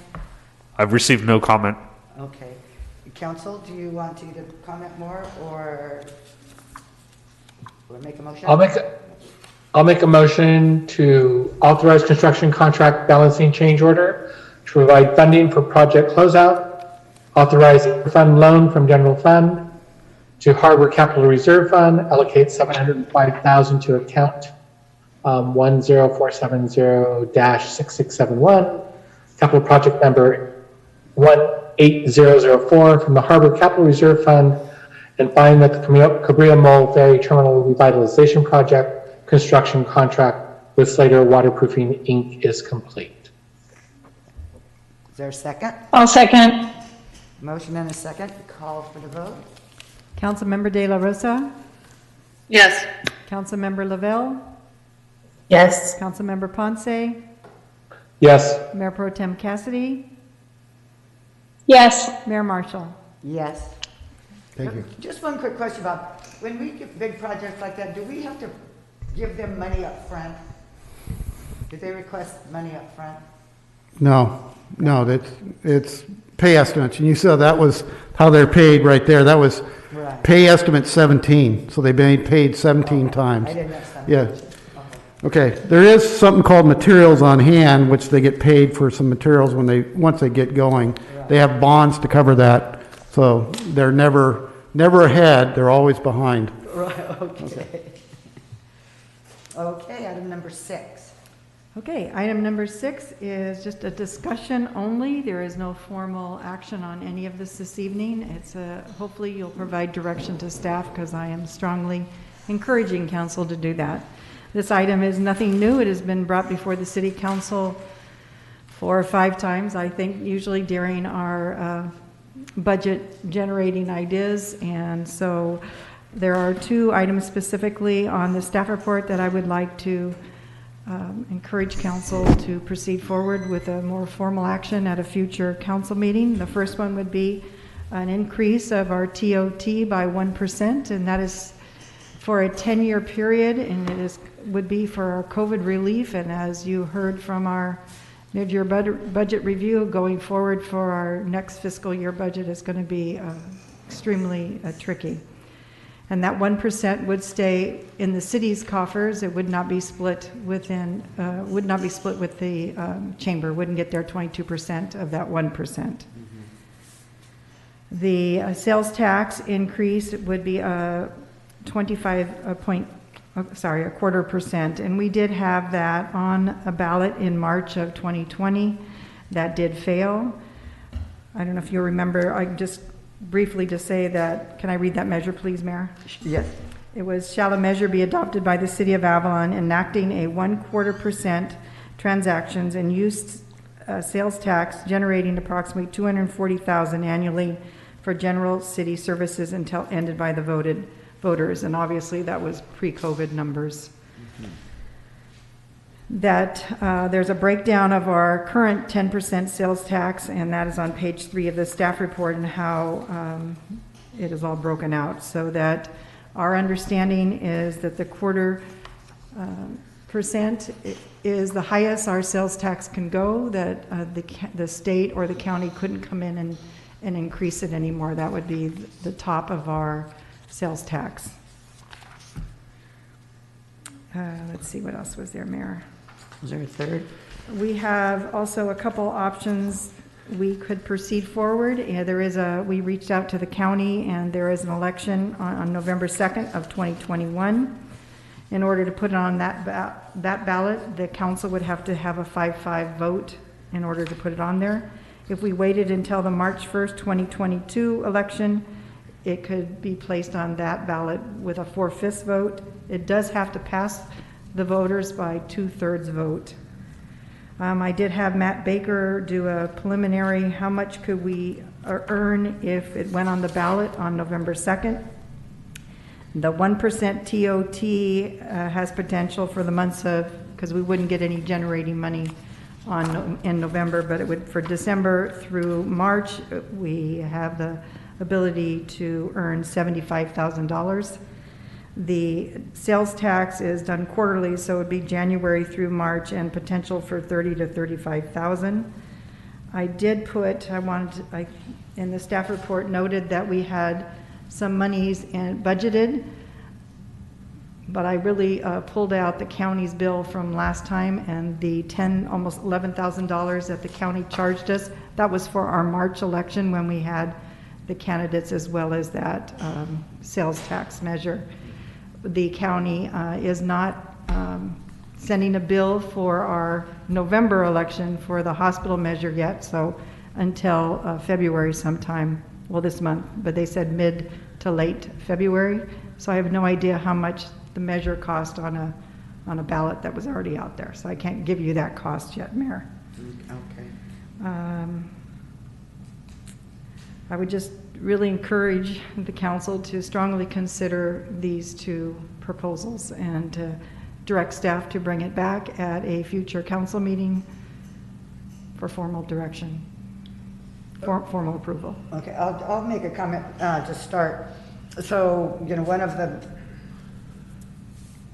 if one of the things was to reduce the TOT to the chamber, correct? Yes, but I put that in there because that is an option, yes, Yeah. Mayor, and I was just encouraging the 1%. That is not, I'm sorry to interrupt, Denise, but that is not what this is asking. It's asking for an increase of 1% overall. And that 1% overall would go directly to the general fund and not be split 22% of that 1% to the chamber. Right. So it's not a reduction to the chamber. No, Right. so the mayor was just noting that in my staff report, that was an option. It's on page 2 of the staff report. And Okay. an option can be decrease the chamber by 1% and add us to 1%, so it's still 12% to the public. The TOT would still be 12%, it would be just a 1% reduction to the chamber. That's another option. Well, it's an option. I see you shaking your head, Lisa, it's an option. I can't. But it's 22% of that, not a full percentage. So you're saying lower, the math I think was just a little fuzzy, was what I was shaking my head at, Annie, not the idea of it. So the chamber but would if you get wanted to clarify what math you meant by that was what I was wondering. Yeah, so the chamber would get 11% of the 12%. No, so of our total 12%, the They get TOT tax, 22. they get 22% of it. Okay, so however, it would have to be worded so that it wasn't a 1% increase to the total TOT or to our visitors. To figure out a formula to keep the 12% TOT and reduce percentage, however we figure Right. that out to the chamber's cost. That could be another option if 13% is sounding high, and, just another option with all these other things. And Mayor, if I could add on the, anything we do with adjusting any percentage to the chamber, because that was an increase that was passed by the voters, any change in that also needs to be done by the voters. It's not something that the council can do itself. It has to go to the voters. Oh, I totally understand that, yes. I'm definitely in favor of the 0.25% sales tax. I don't believe we fought hard for that at all last time, and I would like us to see us go forward with that, and then whatever else you all are thinking.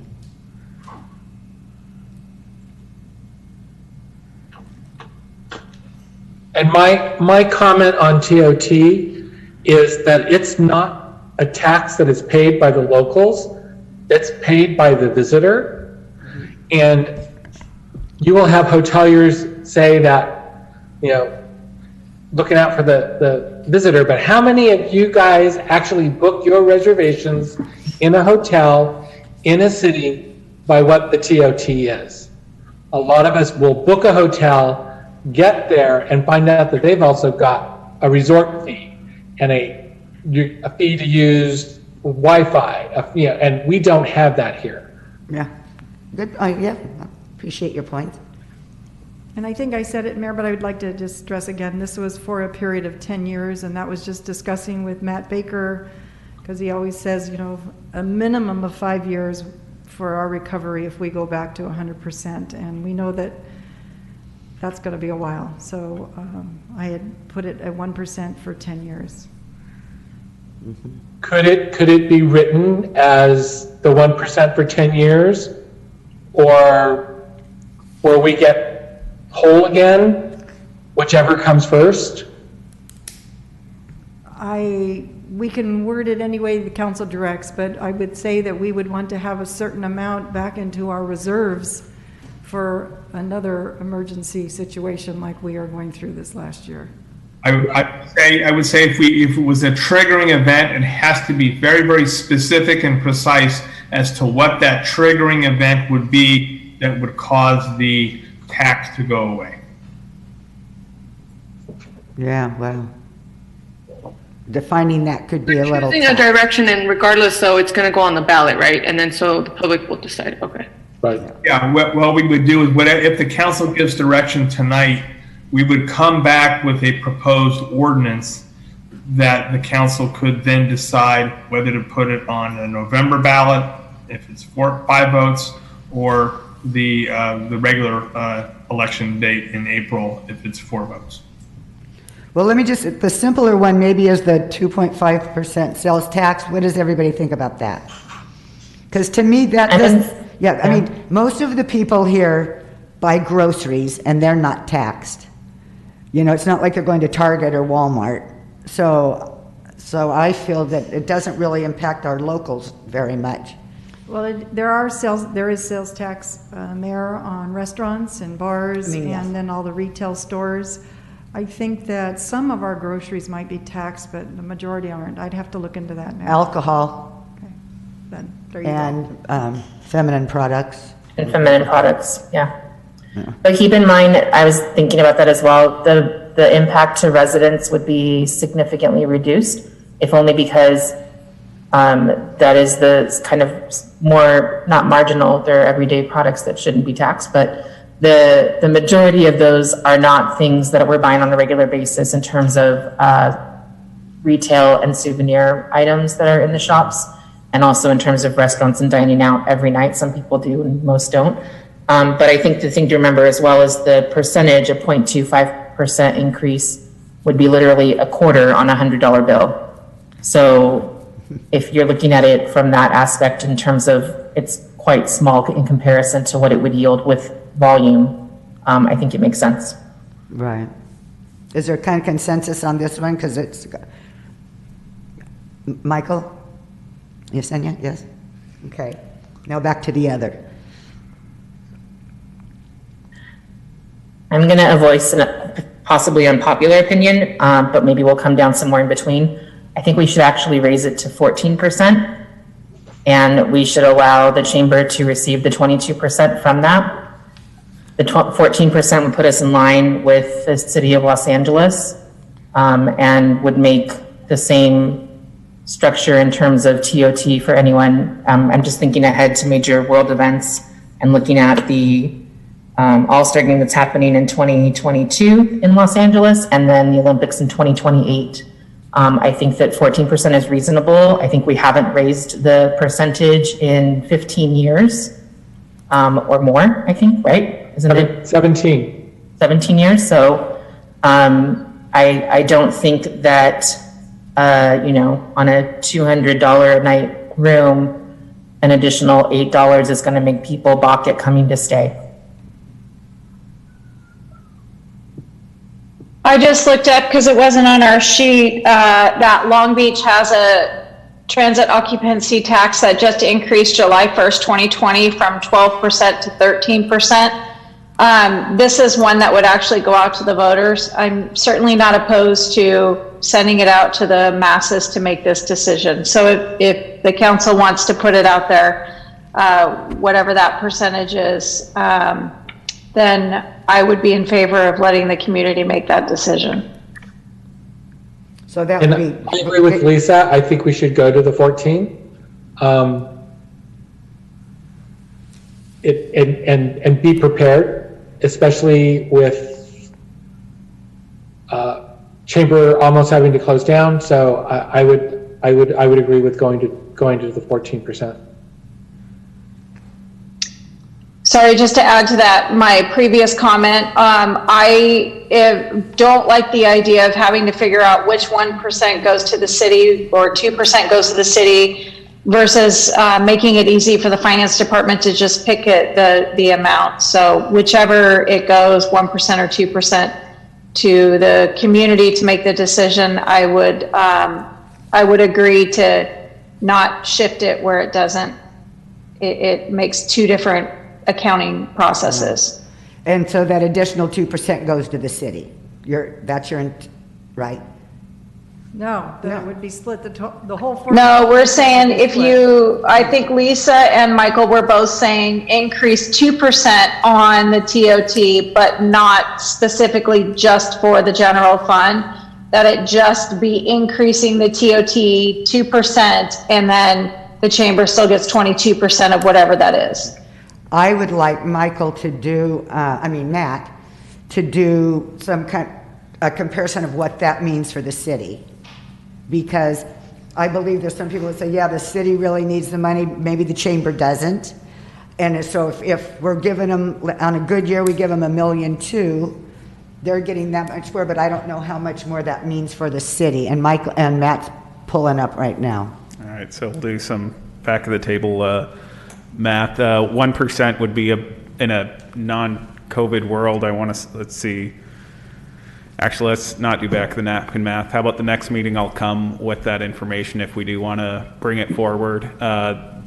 Either way, the 1% all of the city or the 2% and keeping the split, both would accomplish increasing revenues from the current level. I can get you the information, but I really don't want to do it on the spot. Yeah. Matt, is it hard for you to figure out if we were to raise it to 13%, the 1% stays with us? I mean, in a pre-COVID world, raising it, so it'd be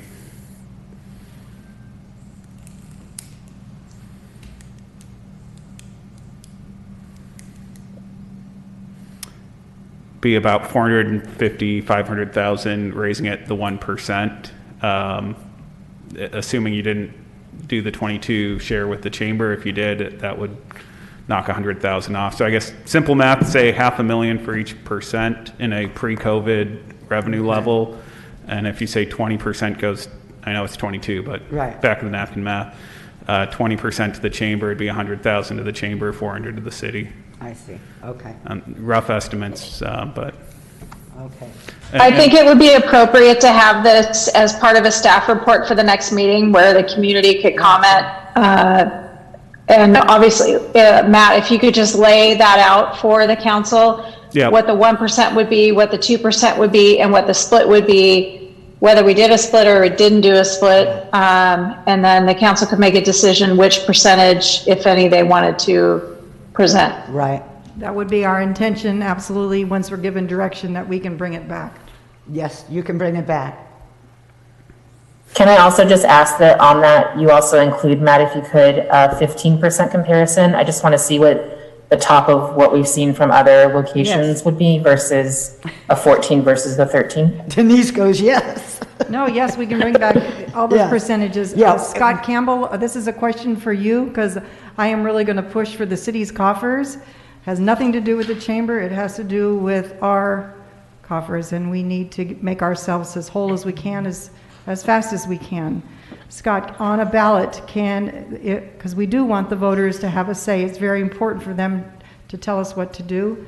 Can there be two different ballot measures on there, Scott? One outlining that it gets raised 1 or 2%, and all of it, that 22% of whatever it is, goes to the chamber, or divided the way that I proposed the first? Can the voters vote on two different type of things?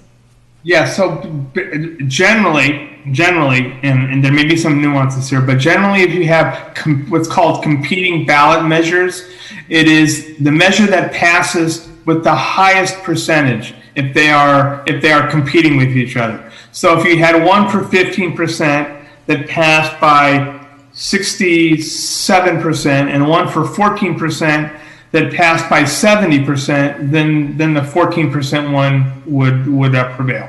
So yes, you can have those competing ballot measures. But what percentage does it take to? It needs 66 or 67% to pass. Correct. It is okay. So the rule is if it is a council, if the city council puts it on the ballot, it is 66%. You need to. The recent cases have said if the citizens put this measure on the ballot, in other words, they do a petition, they get enough signatures, it is only 50% plus one vote. And the appellate court just upheld that today. Yep. No, we've been there. We're waiting for it to go to the California Supreme Court, but so far we've had a number of appellate courts say if it's a citizen-sponsored initiative, the threshold to get passed is much lower. It's 50%. If you recall, the hospital measure was a citizen-driven petition that needed only 50% plus one vote, but it did get 71%. Well, I wonder if that's feasible for Avalon, you know? 50% plus 1 is a lot easier than 67 or 66. So, well, we can write them up, and then if some citizen group wants to do it, they can take around and get the petitions and get the signatures. Maybe. I wouldn't have the city write it up, but we could give direction to what the city council would Right, okay. think of. Okay. So is there direction? Did you feel, Denise? I take it the consensus is to come back after research and bring back more information. Okay. Percentages and amounts of money and options for the council to consider. Okay, and the election dates would be? We could decide that at the next. At the next meeting, okay. Meeting. It won't be the next one in February, though. Right, okay. All right. Any other comments, council? Okay. Thank you, council, for considering. Yes. Okay, item number 7. Number 7, the last item in our general business is just it's on our outdoor dining because, as you know, we were able to start dining outdoors again. Just a quick recap of since July 1st, we started our temporary beach use, and it was extended a few times, and then we unfortunately had to terminate it November 25th due to the county closures. And then effective January 29th, they lifted certain provisions and have allowed it again. We have been in contact with the restaurants as well as some others that have wanted to join.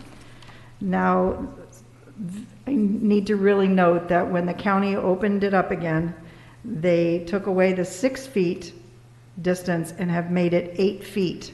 So every table has to be 8 feet from a separation. And unfortunately, all the restaurants that have spent money for plexiglass, they don't care about the plexiglass. It still has to be 8 feet, which is very unfortunate for restaurants, particularly on the mainland, that have put all that money into their businesses. Right. The outdoor the outdoor restaurants will still have to follow all the things that we had outlined in the application, you know, their ABC permits, their insurance has to be up to date. At the end of all their dining to clean up and remove all the trash, and that there's that heater provision. If they would like to utilize that, then they contact the city and the fire department goes down, and Chief Krug is very interested in particularly of where they're going to store the tanks. Dining in the evening goes till they have to be off the beach by 11 p.m. We did back in, I can't remember what month, we said okay to lunches on the beach, and they could start setting up at 11 a.m. So technically it's 11:11 during this time of the year.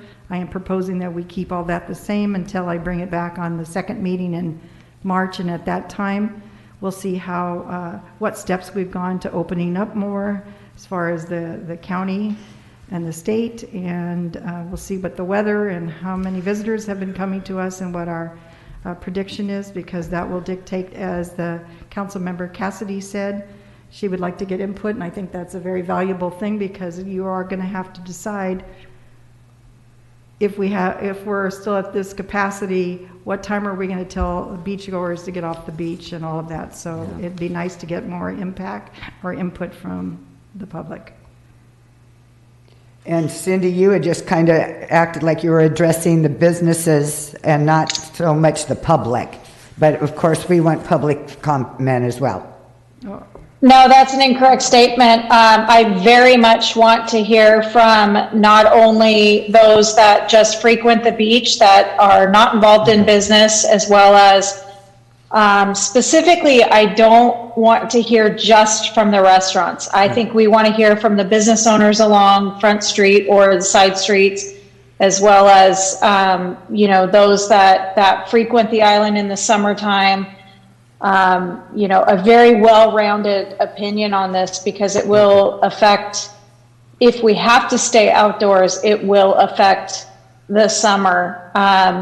Right. You know, there were a few complaints about people having to leave the beach at 5, but I think that there's enough opportunity that we can all share the beach, but that's just a portion of one opinion. That's not my full opinion. So I would like to hear from as many different aspects of beachgoers as we possibly can to help us make a good decision. Oh, good. I'm sorry. I just heard restaurants and retailers, so that's good. Thank you for clarifying that. Yeah. Okay. And just to throw one more thing out there. Yeah. So the state's blueprint for a safer economy has those 4 tiered colors, and we are right now in purple. The next step is red and orange and yellow. And if we get to yellow, it's still outdoor, open indoors, but with modifications and 50% capacity only. Wow. And I believe, Michael, when we first started this, they were saying if you were progressing, that it would take you maybe a month to get to the next tier, correct? Yeah, it's about 3 weeks. Yeah. So, okay. And if I have your consensus to just proceed along with what I've outlined, and then Sure. I only have one more thing on that staff report. Okay, and that is that a council member has requested picnic tables on the beaches for, to go. And I would like to have that conversation to see if there's interest in that or somewhere on our public right of way. And so, I don't know, maybe you brought it up too, but I brought it up. Everybody's sitting with recyclable containers of hot food on their laps or sitting on the serpentine wall isn't good. What I would like us to be able to do, because it seems like we've said, we have picnic tables here at Kids Park, and, you know, Lolo eats there every morning. I mean, you've got people that are going to the city parks and doing things, and Casino.Cafe, but why couldn't we put 2 or 3 of our picnic tables on the beach now so they can enjoy their takeout food? Who's going to maintain those and clean them? Thank you. So now that the mayor has let it be known it was her, so when the mayor asked me probably a month and a half ago, I was really having the problem because I knew the county had shut down, had issued citations to different cities that were trying to do just that, to make it more comfortable and convenient for takeout orders. So now that we have opened up a little bit, the problem on my end is how I don't have the personnel to monitor that every day as far as sanitizing them, picking up the trash and on the tables and on the beaches. So that's just my extra concern on that, Mayor. Well, the people putting their trash in the trash cans, I don't think there's a problem with that. Because we have trash cans everywhere. But just as we say outdoor dining is wonderful for everybody else, for the to-go people, I think it would be nice. I know at the kids' park over here, it's not totally clean all the time, and it would be nice, but maybe if we only have 2 or 3 tables out there, and I don't know that we even have to do it every day because the seagulls also clean things up, and she's going to say that's also a problem. But people are contending with the seagulls sitting with food on their laps. And I just think that's a tacky way to eat. If we could just have a little more comfort for them out there. That's just me. And maybe with some of these donation monies that community services get, we could hire somebody a couple hours a day to take care of that. I don't know. Mayor, I like the idea of it in theory. I'm not sure how it would fit in with having restaurants use the space already for outdoor dining. It sounds like moving towards that again for both lunch and dinner. Originally, I had thought maybe it would make sense to do similar to what used to be down on the little Palapa Beach by the side of South Beach, where there were the cement round seats that didn't necessarily need to be cleaned and wiped down all the time, and they had a little, originally I think the Palapas had like a little table insert around them that we used to kind of hang out at. But I don't know, one, if that's feasible cost-wise. I know that that's not cheap to build those into the ground at the beach.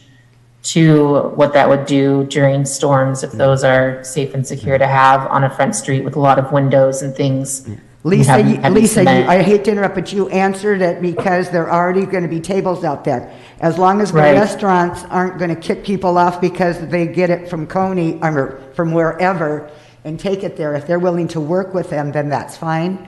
But if they're going to say, this is my table and you got your food at Mrs. T's, you can't sit here, you know, that's. Right, well, and so that maybe that makes sense to say, perhaps Mrs. T's then gets a space on the beach and they're responsible for those tables. I don't know if Coyotes is gonna wanna do that too, if the patio space I know has been impacted so much.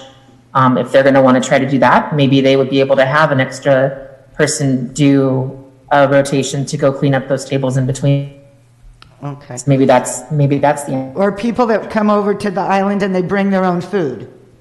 And some people bring their own ice chest with all of their food. So I guess we have to direct them to somewhere else because they wouldn't be able to sit at those tables.